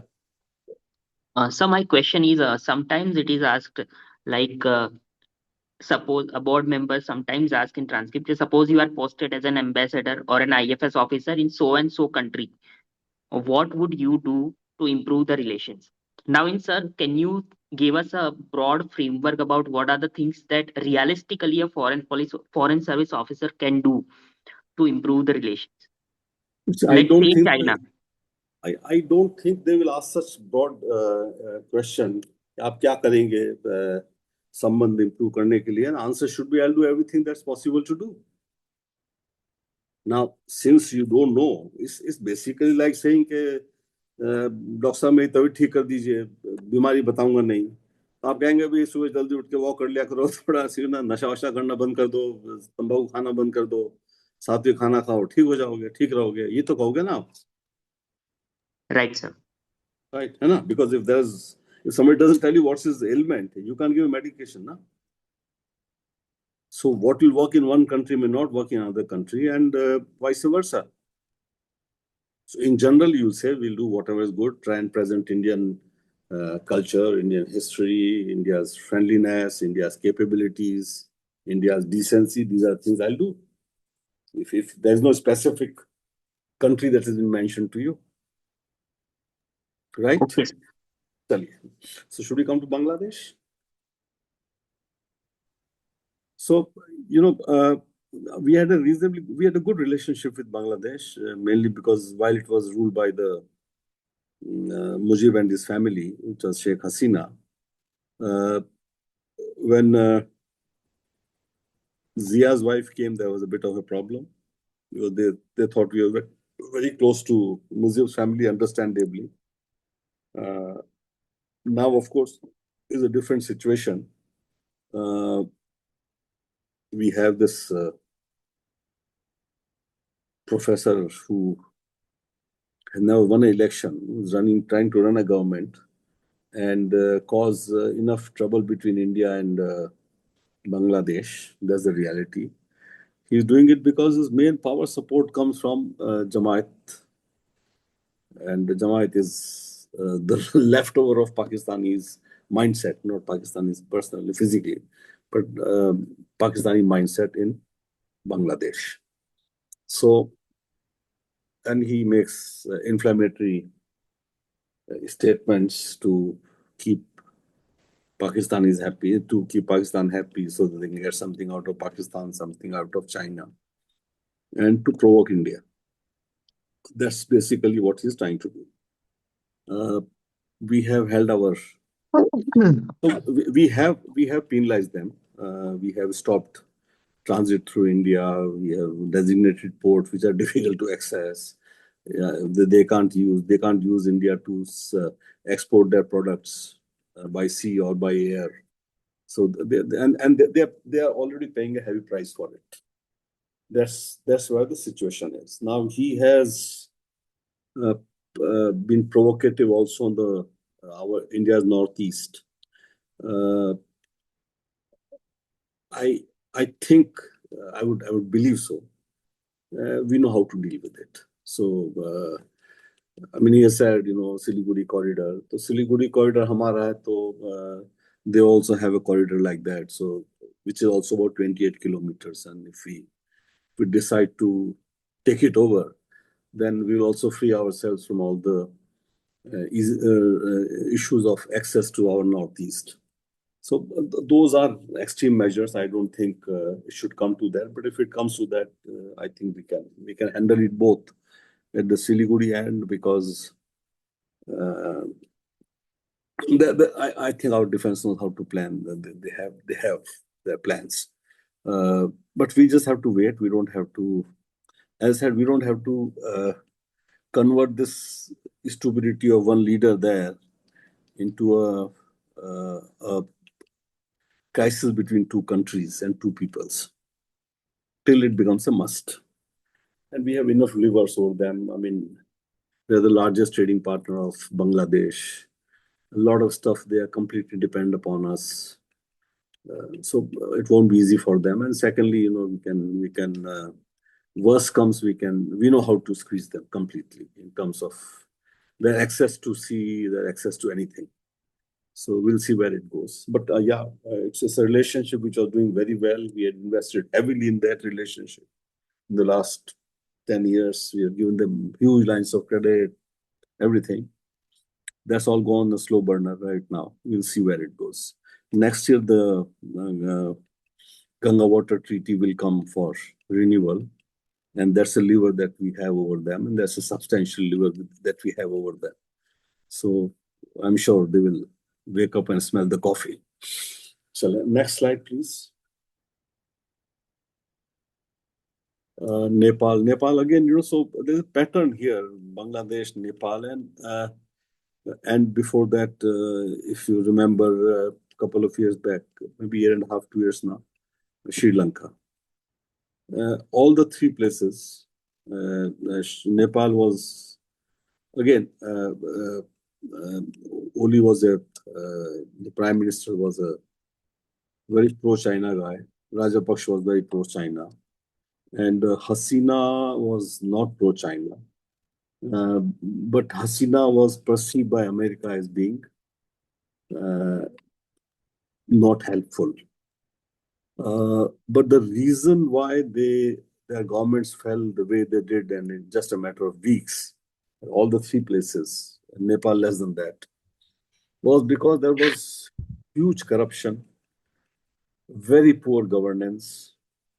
The rulers they led a life which was very, very different in quality from the way the poor people were living. So that in a way the ground was there, and any spark then would create the troubles that got created there. There are lessons in it also for us, and also that you can't take things for granted in other neighboring countries. For us, all he's going was in a way good riddance. He caused a lot of problems and some permanent problems between India and Nepal, like the tri-junctions and including them in the Nepalese, showing it as part of Nepal's territory, and now coming out with a currency note, which also shows that it will unnecessarily cost. On the ground, nothing can happen, but unnecessarily becomes a point of contention between the two countries. So that's where it is. Nepal elections have been announced in March, Bangladesh in February. So let's hope that some good sense prevails and people find better leaders than what they have right now. Because in Nepal, it was just in Bangladesh, it was just one family, and there was huge corruption, complete control, no transparency, and that was a challenge. She was very good to us, but those were the challenges there, and she paid the price. And Nepal was the same. Same three leaders were doing a merry-go-round. वो एक बैठता था कुर्सी से दूसरा आता था. Of the three, two will come together to bring the third down, and then it will keep moving in circles. That's what they were doing. Nepali Congress, Communist Party, Maoist, which was Prachanda's party, and UML, which was Oli's party. So for last so many years, since democracy came in Nepal in 2008, that was time I was handling Nepal, Bhutan. ये लोग आ रहे हैं जा रहे हैं लगातार, ठीक है ना. कोई मेनली ये लोग सरकार बनाते थे, गिराते थे. People also got fed up. So I suppose they paid the price. Hopefully, the lessons would be better learned by whoever comes next, that the old ways cannot continue. I hope that lesson is drawn. I don't know whether they'll draw it or not. Next slide, please. Next slide. Yeah, Gulf and Middle East is pretty simple, so I won't even take more of your time. We have a great relationship going there.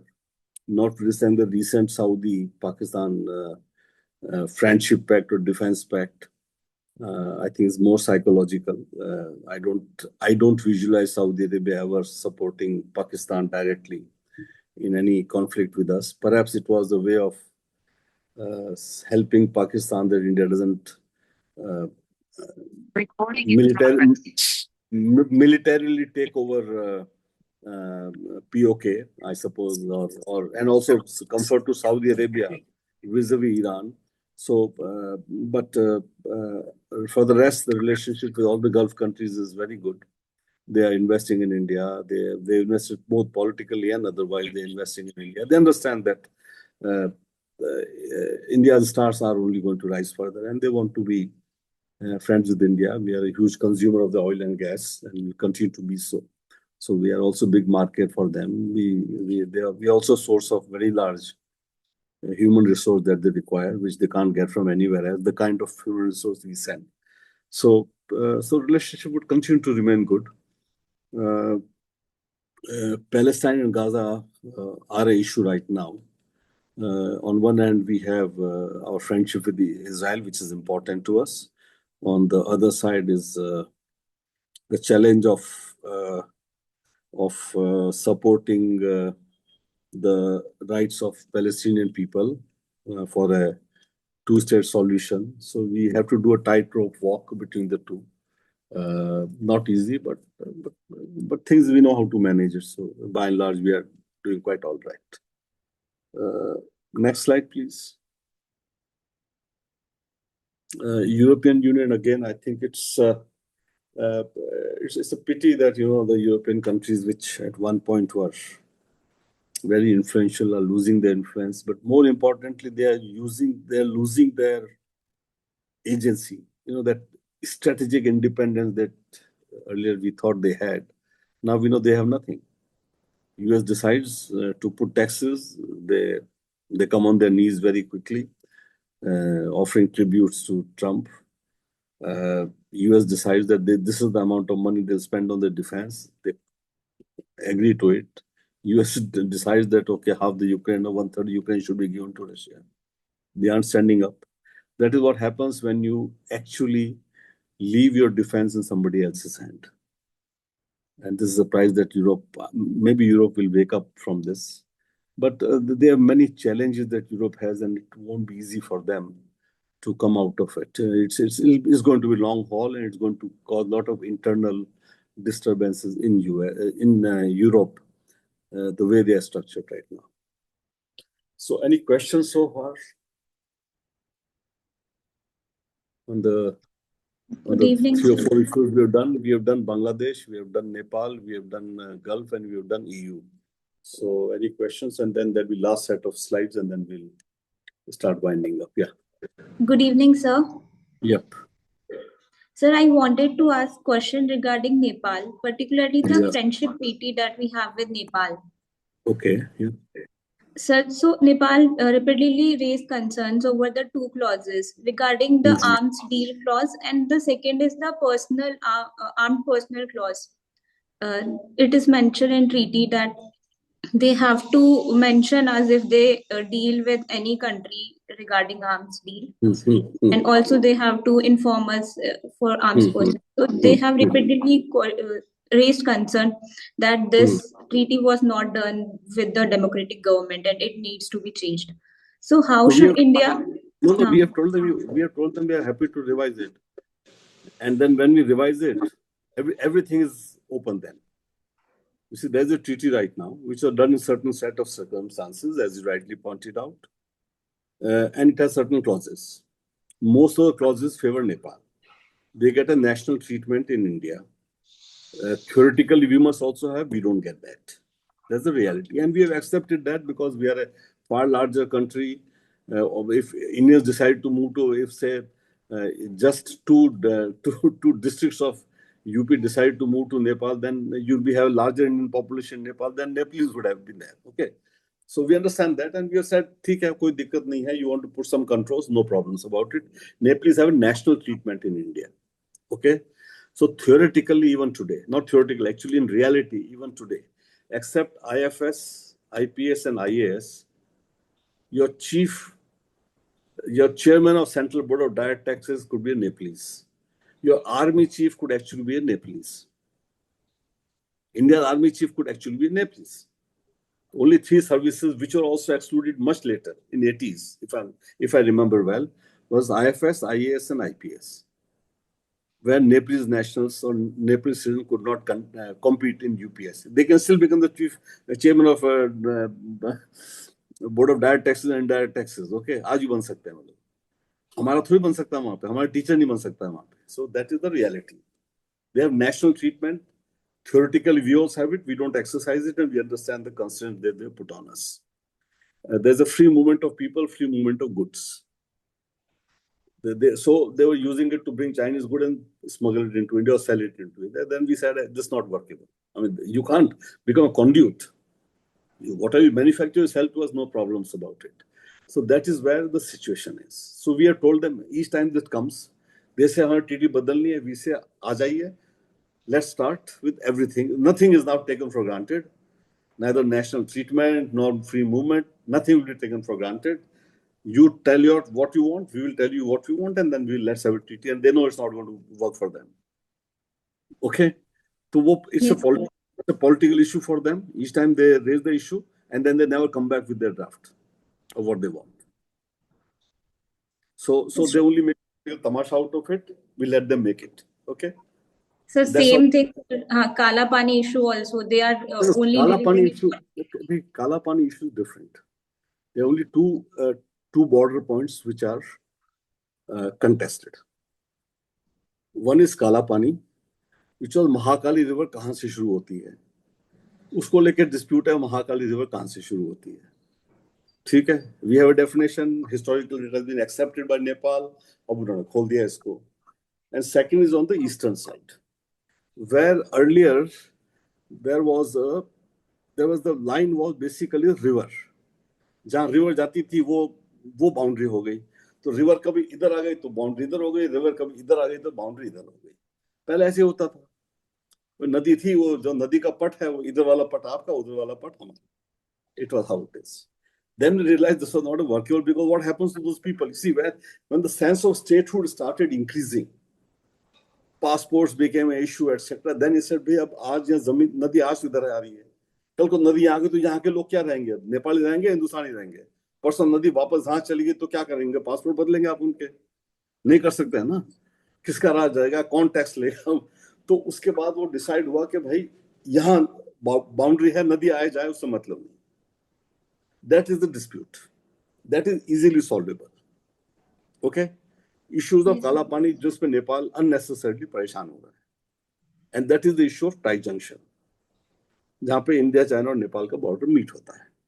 बाकी कोई dispute नहीं है. ओली साहब ने, because see, they're communists. They were basically driven by communist thought processes, which doesn't exist in China today. China अपना communism तो खत्म हो गया, ठीक है ना.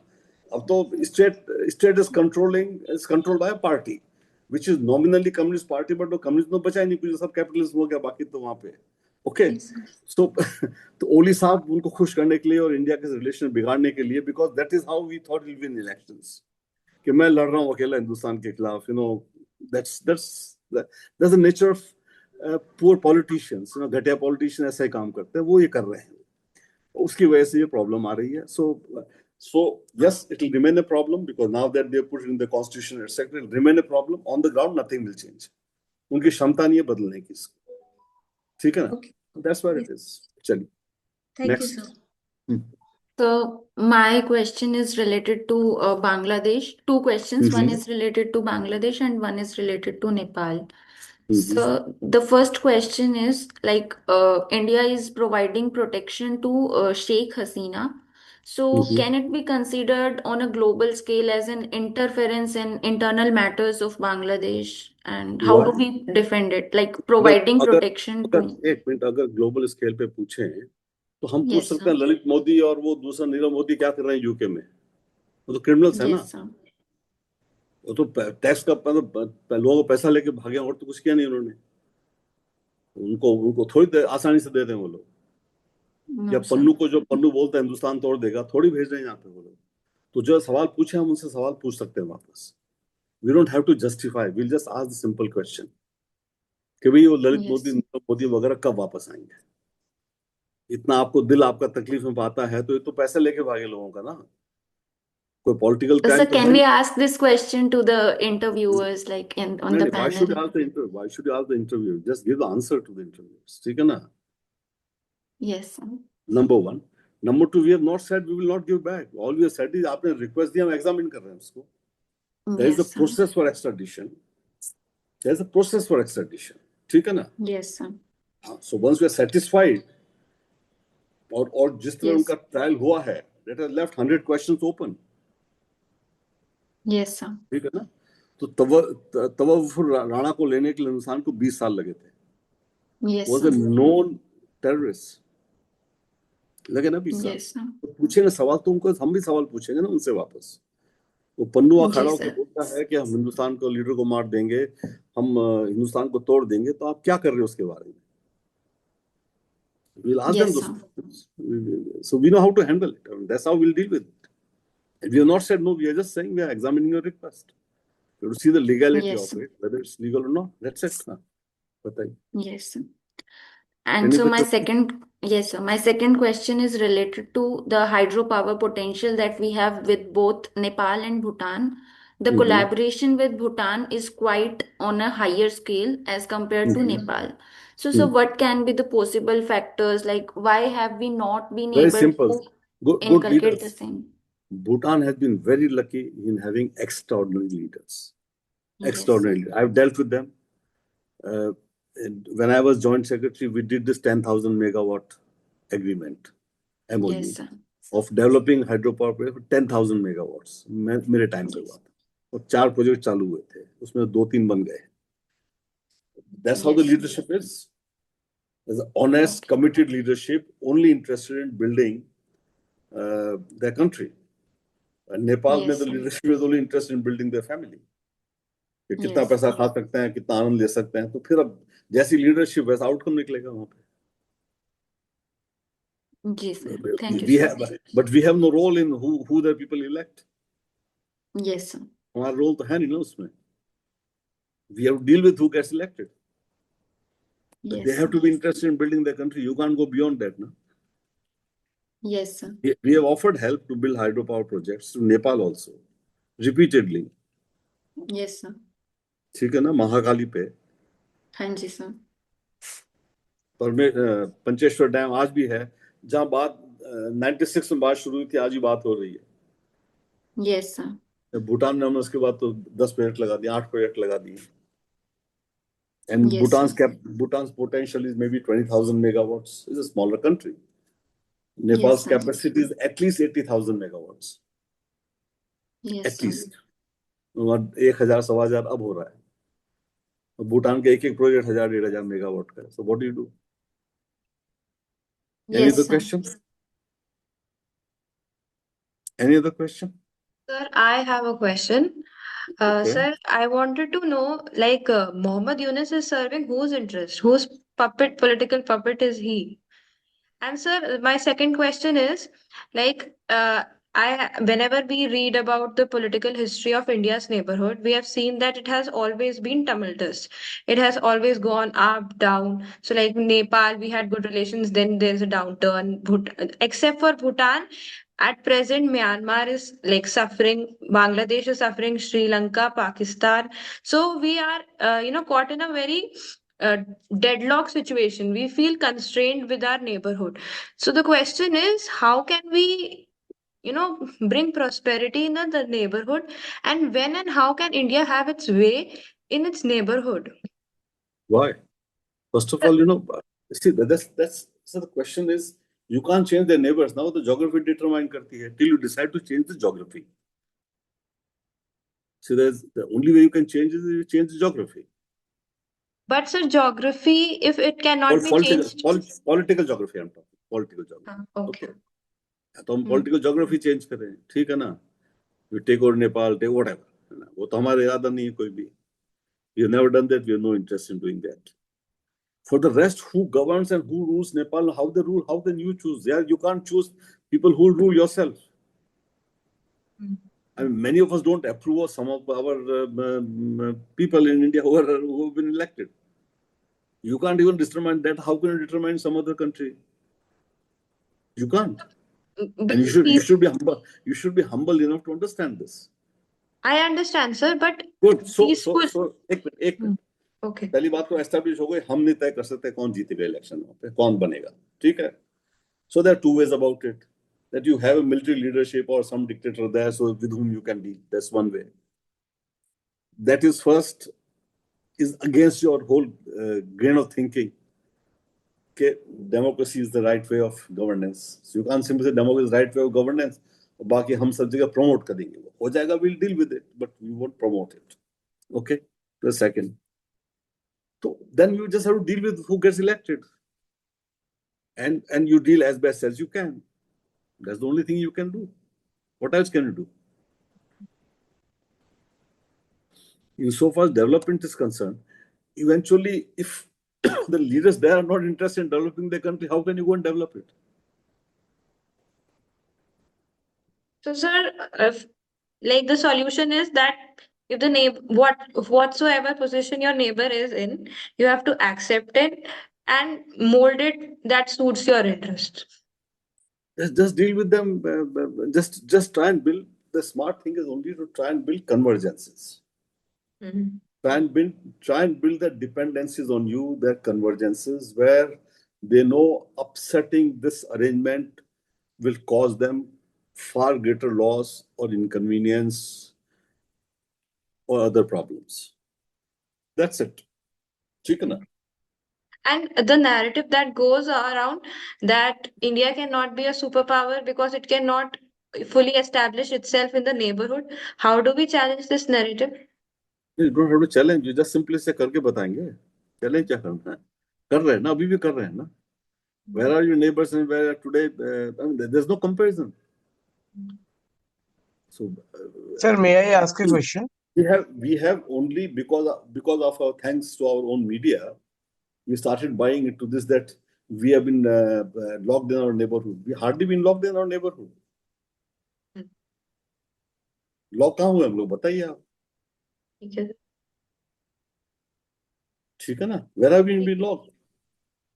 Okay. आपको जो गल्फ में कर रहे हैं, आप कर रहे हैं friendship, you build friendship across Africa.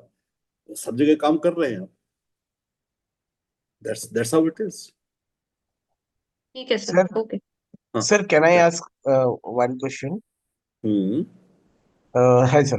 Sir, I wanted to ask, should India support movements like Balochistan and Sindh movement that's happening in Pakistan? And does it affect our foreign policy?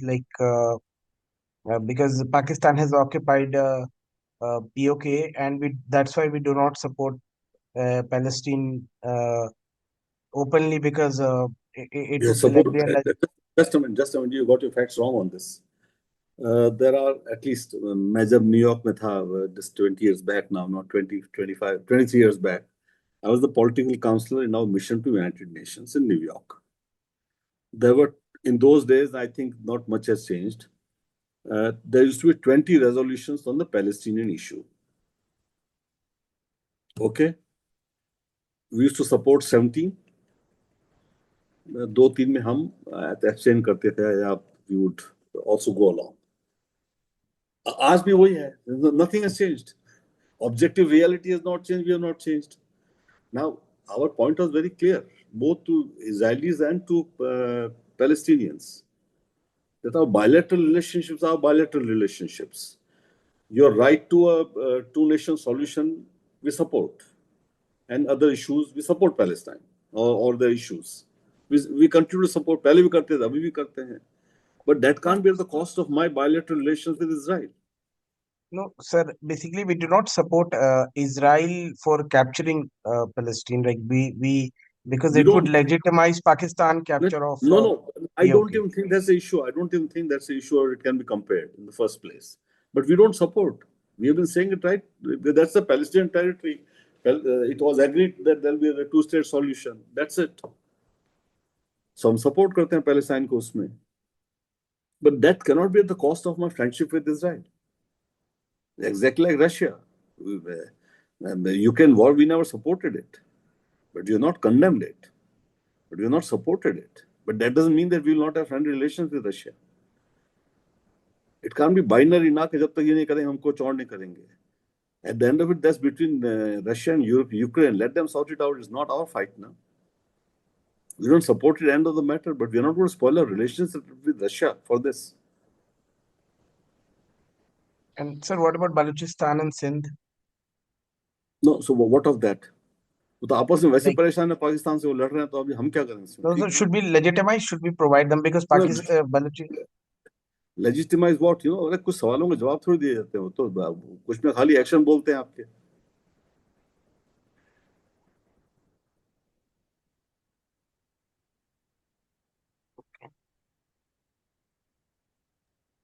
Sir, a question. So, experts opine that recently, foreign policy has become the prisoner of politics, be it not acknowledging the role of Trump, even if it is for like the sake of appeasing him or bandwagoning. And same goes with Assam, Bangladesh, Assam, Bangladesh, West Bengal.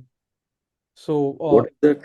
Just a minute. How is Assam, Bangladesh immigration, the local politics of नहीं, that? मैं समझने के सवाल क्या आपका? I don't know, from Trump to Assam, Bangladesh, क्या linkage है उसका? A few experts opine that foreign policy has increasingly becoming the prisoner of the domestic politics. So it always was. Okay. वो तो हो गई ना. Okay. You see, which prime minister or president do you think will sacrifice his government for the sake of foreign policy? Yes, sir. नहीं करेंगे ना. Yes, election तो यहाँ जीतना है ना आपको. Yes, sir. तो वो ultimately, because, and why would people get excised about it? They'll get excised because it affects them. People won't vote against you for Palestinian issue in India because beyond a point doesn't matter to people. You see, you can have sympathy for Palestinian people, you can have, but you're not going to go and fight the fight now. Yes. Right? So you're not going to sacrifice your government for the sake of Palestinian people. Yes. That's not expected of you. You raise a voice in support, you'll give some aid, scholarships, whatever you can do, you'll do. But again, please come back to the first slide. What is the purpose of your foreign policy? Purpose of your foreign policy is basically your peace and development agenda and your security agenda. Yes. Foreign policy is not to subserve some moralistic view that you or me or any other individual chooses for himself. Yes, sir. कि इसको करना है हमको, ठीक है ना? वो foreign policy का ऑब्जेक्टिव नहीं हो सकता है। Yes. देश की फॉरेन पॉलिसी का ऑब्जेक्टिव ये नहीं हो सकता है। You try to keep it as close to idealism as is possible, but you can't sacrifice your interest for sake of idealism. Yes. इसके लिए आपने किसी ने आपको इलेक्ट नहीं किया है, Yes. है ना? Yes. लोगों ने आपको इलेक्ट किया है to serve national interest. As I said, your peace and development agenda and your security agenda. Yes. People will not support you if you subject this agenda to dilution, serious dilution, for sake of some abstract moral value that you may have. Yes. Then what सभी जगह about कर रहे हैं। not अगर ये नहीं होता तो should Americans have allowed 70,000 Palestinians to be killed? Most of them were innocent. 25,000 उसमें से बच्चे और औरतें थी, इनका कोई रोल नहीं था इसके अंदर। Yes. नहीं किया ना उन्होंने सपोर्ट, नहीं तो नहीं दखल किया ना यूरोप ने, खाली बातें करते रहे। That's the nature of things. Yes. So morality is important only up to a point. That you don't do things that are completely egregious against morality. Yes. ठीक है ना? But that's not the only value you pursue. That's a personal value. It's not a national value. The national value is defense of India. The national value is India's prosperity, India's internal stability. Those are things for which you've been elected. आपको जब कोई किसी भी आपने campaign में सुना है क्या?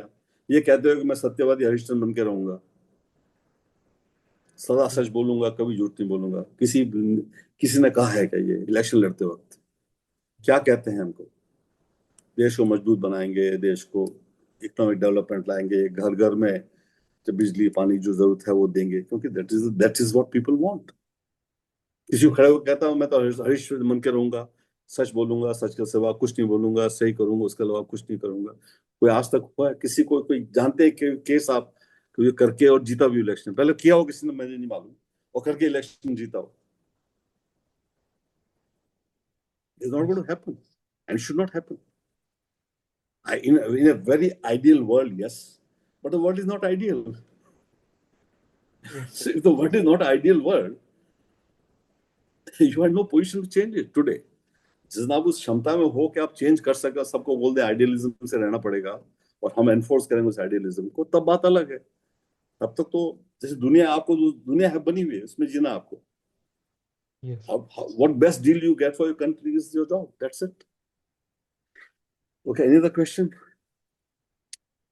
Sir, on that only, what is your opinion on not even acknowledging Trump's comment of supporting? I mean, I've made peace deal between India and Pakistan. Not even. If he has not made, तो हम क्या झूठ बोले? Okay. Yes. ठीक है ना? अगर उन्होंने नहीं किया, because when they, from whatever I have read, only newspapers, they called us and they said बंद कर दीजिए इसको। हमने कहा उनको बोलिए, ये पाकिस्तान बोले ना, बंद तो पाकिस्तान करवाना चाहता है ना, हमें तो प्रॉब्लम नहीं है, अगर करना है तो और कर लेंगे, we can live with that. We didn't want it, but we can live. We decided we'll live with it. और पाकिस्तान चाहिए, पाकिस्तान फोन करे हमको, सो पाकिस्तान कॉल, हमने कहा ठीक है। तो बात तो पाकिस्तान से हमारी बात हुई, उन्होंने कहा बंद कर दिया, हमने कहा बंद कर देंगे 5 बजे, ठीक है ना? There is no record official unofficial के पीएम की ट्रम्प से बात हुई है उस दौरान। तो कह रहा है मैंने तो किससे बंद कराया, मतलब समझ नहीं आ रहा है बात किससे की तुमने बंद करने के लिए? आपको फोन किया, मुझे फोन किया, उससे होता नहीं ना, हम तो तय नहीं कर रहे थे उसको। तो किससे बात की उन्होंने? मैंने कहा टाइप लगा दो, किसको कहा आपने यार, बात तो हुई नहीं थी किसी से। So obviously if he wants to take credit because उनको नोबेल प्राइज चाहिए है, तो वो क्रेडिट लें, इसमें कोई दिक्कत नहीं है। Whether Pakistanis called them, they called us and we gave them back our reply, it's not mediation. We have not accepted that. हमारा खाली मुद्दा ये है कि हम इसमें मीडिएशन एक्सेप्ट नहीं करेंगे, ठीक है ना? बाहर का कोई रोल नहीं इसके अंदर, उतना हमने कहा है, बस वो सही है। उन्होंने हमसे कहा लड़ाई बंद कर दीजिए, वो चाहते हैं लड़ाई बंद कर दीजिए, हमने कहा उनको बोल दीजिए बात कर ले हमसे। You conveyed a message, I conveyed back the message. बात खत्म हुई. उन्होंने फोन कर दिया, हमने हाँ कर दिया. तो सुलझाना क्या कराया तो समझ नहीं आया. सुलझा तो हुआ नहीं ना, खाली उन्होंने काम बंद करना था, हमने कहा बंद कर दीजिए बस. That's it. Next. Tell me, we should start winding up because it's already 2.5 hours and I have another engagement. So can you move to the other slides quickly, please, and then we can wind up.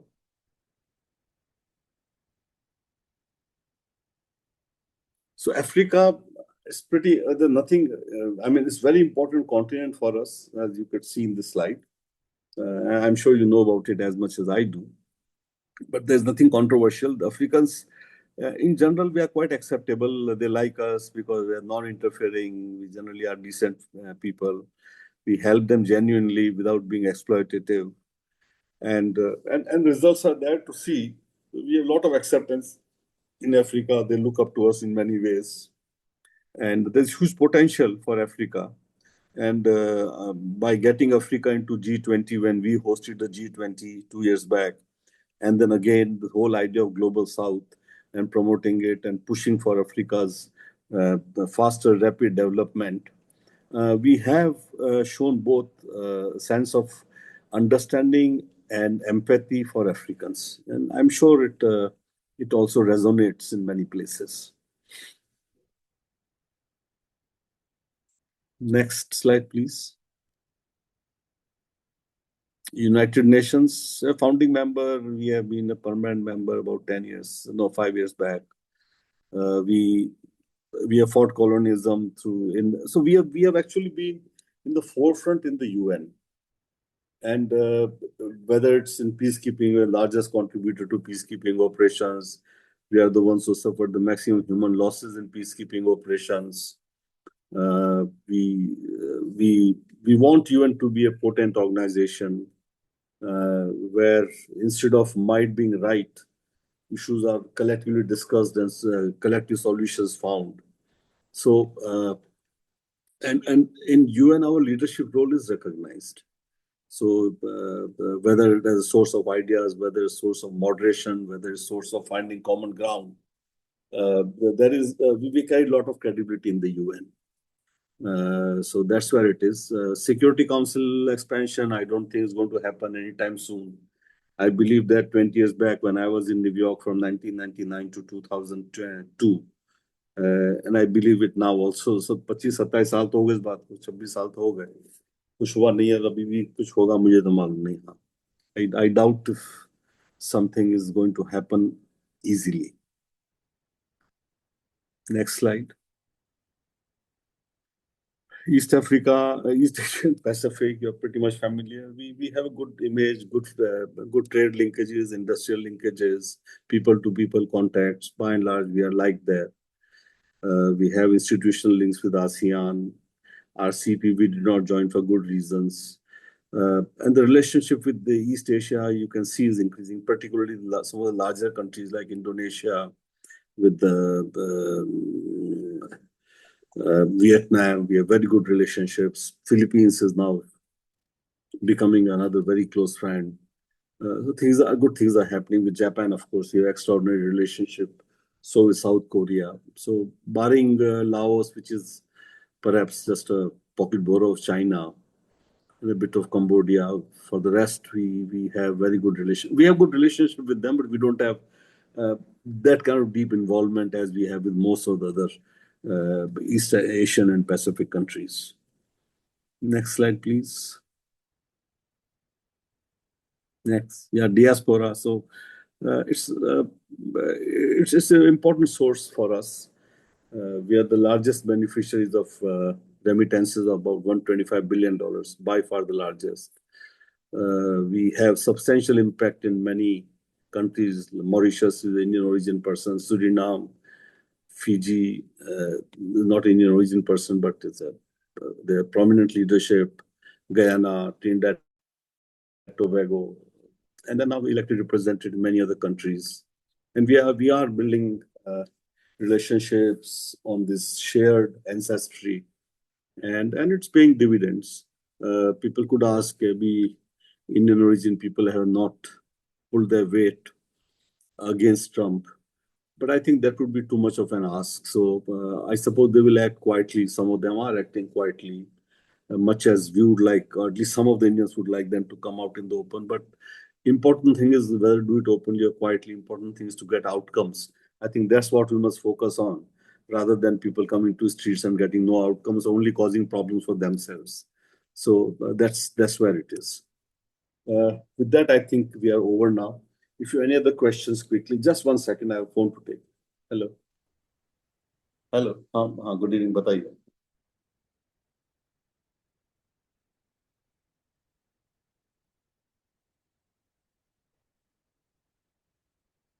हाँ भाई, मैं आपसे कहा ना, मैं lecture पे हूँ ना, मैंने अभी वो चल रहा है, अभी खत्म करके फिर मैं आ जाऊँ, ठीक है ना? तो आप जैसे ही खत्म हो जाएगा मैं आ जाऊँ, ठीक है? Yeah. Hello. Good evening, sir. Good evening, sir. Yeah. Any questions you have quickly? Yes, sir. Yes, sir. So Yes, sir. I have another engagement. I must go. Yeah. Sir, my question is, sir, with regards to the recent detention of Arunachal women by China, sir, apart from the long-term capacity building and reducing the dependency, can we take some more pragmatic steps in the short term, like rethinking our One China policy, and what other concrete measures, sir, you could suggest? No. You must give the idea. No, the question will be asked to you. Sir. No, I don't think we see. You must understand what provocations you want to give. Sir. It's very easy to provoke. It's very difficult to contain. So before starting a fight, you must know what is it that you want to achieve. Sir. ठीक है ना? That's important. Understand your enemy, understand enemy's capacities, understand your capacities, and then decide. Don't become emotional about it. ठीक है ना? Just because media में आता रहता है कहानी, you can't reacting to what media को तो कुछ कहानी मिलती है तो वो लगाते रहेंगे उसको. ठीक है? So one has to be careful in picking which battles to fight, which not to fight. Yes, sir. Good evening, sir. Sir, my question pertains to China's investment all around the world. Even as a student, I am aware of the debt trap diplomacy of China and how it works in the disadvantage of the country. So why many countries in Africa so readily accept China's investment, what they are getting into? So what's the question? लेने वाला राजी, देने वाला राजी, हम क्यों परेशान हो गए? And what can you do about it?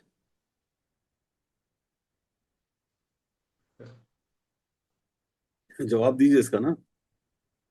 जो लोन दे रहा है वो खुश है, जो लोन ले रहा है वो खुश है, या हम यहाँ बैठ के खाम परेशान हो रहे हैं?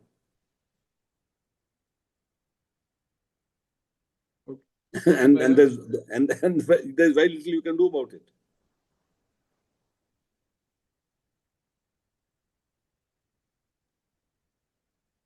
Next question. So my question is related to the cyber crimes. There have been news reports that from Southeast Asia, this cross-border cyber crime is being happening. So has it in any way impacted Southeast Asian relations, or like what can we do with to combat it? How can it affect relationship? The government is not complicit in it. कोई थोड़ी कि Cambodia की government करवा रही है ये सब. Yes. There are some individual criminals who are doing it. You take action against them when you catch. Exactly what you do in your country. कोई चोरी करता है पकड़ लेते हैं उसको आप, ठीक है ना? पूरे मोहल्ले पे थोड़ी नाराज होते हैं आप. नहीं करते हैं ना? We can. So can we say that the government intergovernment coordination? I don't think there's a sensible interview board में ऐसा सवाल पूछेंगे आपसे. Yes. क्या पूछेंगे आप क्या करेंगे आप? What answer will you give? Government is not complicit, so you can't take action against the government because they have done nothing.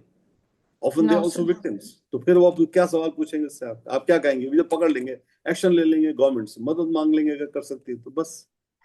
Yes, sir. So I mean, I don't even think the sensible interviewers they will ask you this question. Yes, sir. Yeah. Next question. Sir, I have a question that you said if we engage with Pakistan, then an attack happens on India. But if this time we were not engaging with them, then also Pahalgam happened. So what should we do? कुछ नहीं बताया ना मैंने आपको, जितनी मारा आप जोर से, give them pain greater than what you got. That's it. That's the only language they understand. You see, it is coming at a price to them. You understand, this is coming at a price to them. And their financial capacity है नहीं उस price को बर्दाश्त करने की. आपकी है vis-a-vis them. ठीक है ना? Okay. So you only two choices: do nothing or take measured action. So the calibrated action should be greater pain to them than what you got, and in full public view. Okay. ठीक है ना? आप तो कहते हैं हमने किया है, वो करवाते हैं, बोल भी नहीं पाते हैं. आप तो कह रहे हैं हमने किया है, हमने अपने प्लेन भेजे, हमने आपके 11 एयरपोर्ट तोड़े थे. हम तो कह रहे हैं, पब्लिकली कह रहे हैं. Now that's, you see, that puts tremendous pressure. They are losing a face tremendously. एक बार नहीं, पहले आपने उड़ी में किया, उसके बाद सर्जिकल स्ट्राइक की, उसके बाद बालाकोट किया, अब ये किया, और आपने कह दिया अगली बार होगा तो इससे बड़ा होगा. That's the only thing you can do. Any other question?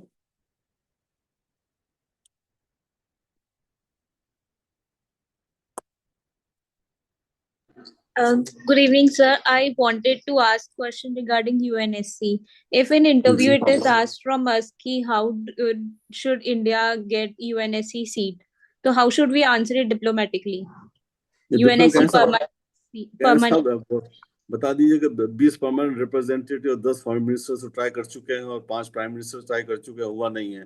और मुझसे क्या पूछ रही हैं आप? ठीक है ना? Okay, thank you, sir. They understand that it's beyond your remit. हमारा 10 प्राइम मिनिस्टर नहीं करवा पाया आपको, 10 फॉरेन मिनिस्टर नहीं करवा पाए, ठीक है, 10 परमानेंट रिप्रेजेंटेटिव नहीं करवा पाए. There has to be consensus. There is no consensus there on this. Okay, sir. ठीक है ना? So it's not that we are not trying. It's just that circumstances are not right. Because आप अकेले तो जा नहीं सकती हैं, ठीक है, और बाकी के लिए सहमति नहीं है. If any country stands a chance today, it's India. The least opposition होगा वो इंडिया का होगा, ठीक है. बट बाकी का आप अकेले तो जा नहीं सकते हैं, बाकी के लिए सहमति नहीं है. And fact of the matter is that most countries don't want it. This is the reality. Publicly नहीं कहेंगे आपको. भाई जो बनेगा नहीं उसको क्या फायदा है और बड़ा एनलार्ज करने में, ठीक है. और जो है उनको भी इंटरेस्ट नहीं और एनलार्ज करने में. हकीकत ये है, कहते बढ़िया आपको खुश करने जितनी बातें कर लें, बट दे नो कि होने वाला नहीं, इसलिए कहते हैं हम आपको सपोर्ट करेंगे. वो तो है ना, हम आपको चेक दे देते हैं. बैंक तो बनी नहीं अभी तक, तो बैंक बनी तो चेक का क्या करेंगे आप? Now for us there is no choice, because अगर बनना है तो कोशिश करनी पड़ेगी, knowing fully well क्या आसानी से नहीं होगा ये. बट देन बिना प्रयत्न के तो बिल्कुल नहीं होगा. So that's it. Because if you give up, then it will never happen. ये बात तो पक्की है. अगर आप एग्जाम देंगे तो सर्विस में कैसे आएंगी आप? एग्जाम देने के बाद आप आएंगी नहीं आएंगी, we don't know about it, क्योंकि इतने लोग ट्राई कर रहे हैं. बट बिना आपको तो कोशिश करनी पड़ी. We are trying, we can't give it up, understandably. But कब होगा इज वेरी डिफिकल्ट. मैं बता रहा हूँ ना, 27 साल से तो हम वेट कर रहे थे. हम 1999 से हम लगे हुए अभी तक, तो उसके पहले से चल रहा था कार्यक्रम. तो so it's, the circumstances are not right. So either you are in a position someday between you, Germany, Japan, that you simply say we'll wreck the United Nations, हम नया खड़ा कर लेंगे अगर हमको नहीं लोगे आप. And that threat is potent, then the world will wake up and say ये नहीं हो सकता, इंडिया को नहीं लिया तो प्रॉब्लम है. आज वो स्थिति नहीं है. चलिए, okay, thank you very much. If there are no more questions, we'll say goodbye to you and wish you all the best for your interview. Thank you so much, sir, for your time and effort. My only suggestion would be make your answers very clear. Listen to the question very carefully. Thank you, sir. Thank you very much. We make a mistake of not listening to the question. You want to give answer that you know without actually seriously listening to the question. So listen to the question very carefully and keep your answer pointed. That's what they want to see. They want to see consistency. They want to see consistency. That's it. And I'm sure all of you will do well. All the best. Bye. Thank you, Thank you, sir. Thank you, sir. Thank you, sir. Thank you, sir. Sir आपका बहुत बहुत धन्यवाद। आपने बहुत व्यस्त schedule में से इतना समय निकाला, तंजानिया में होते हुए भी।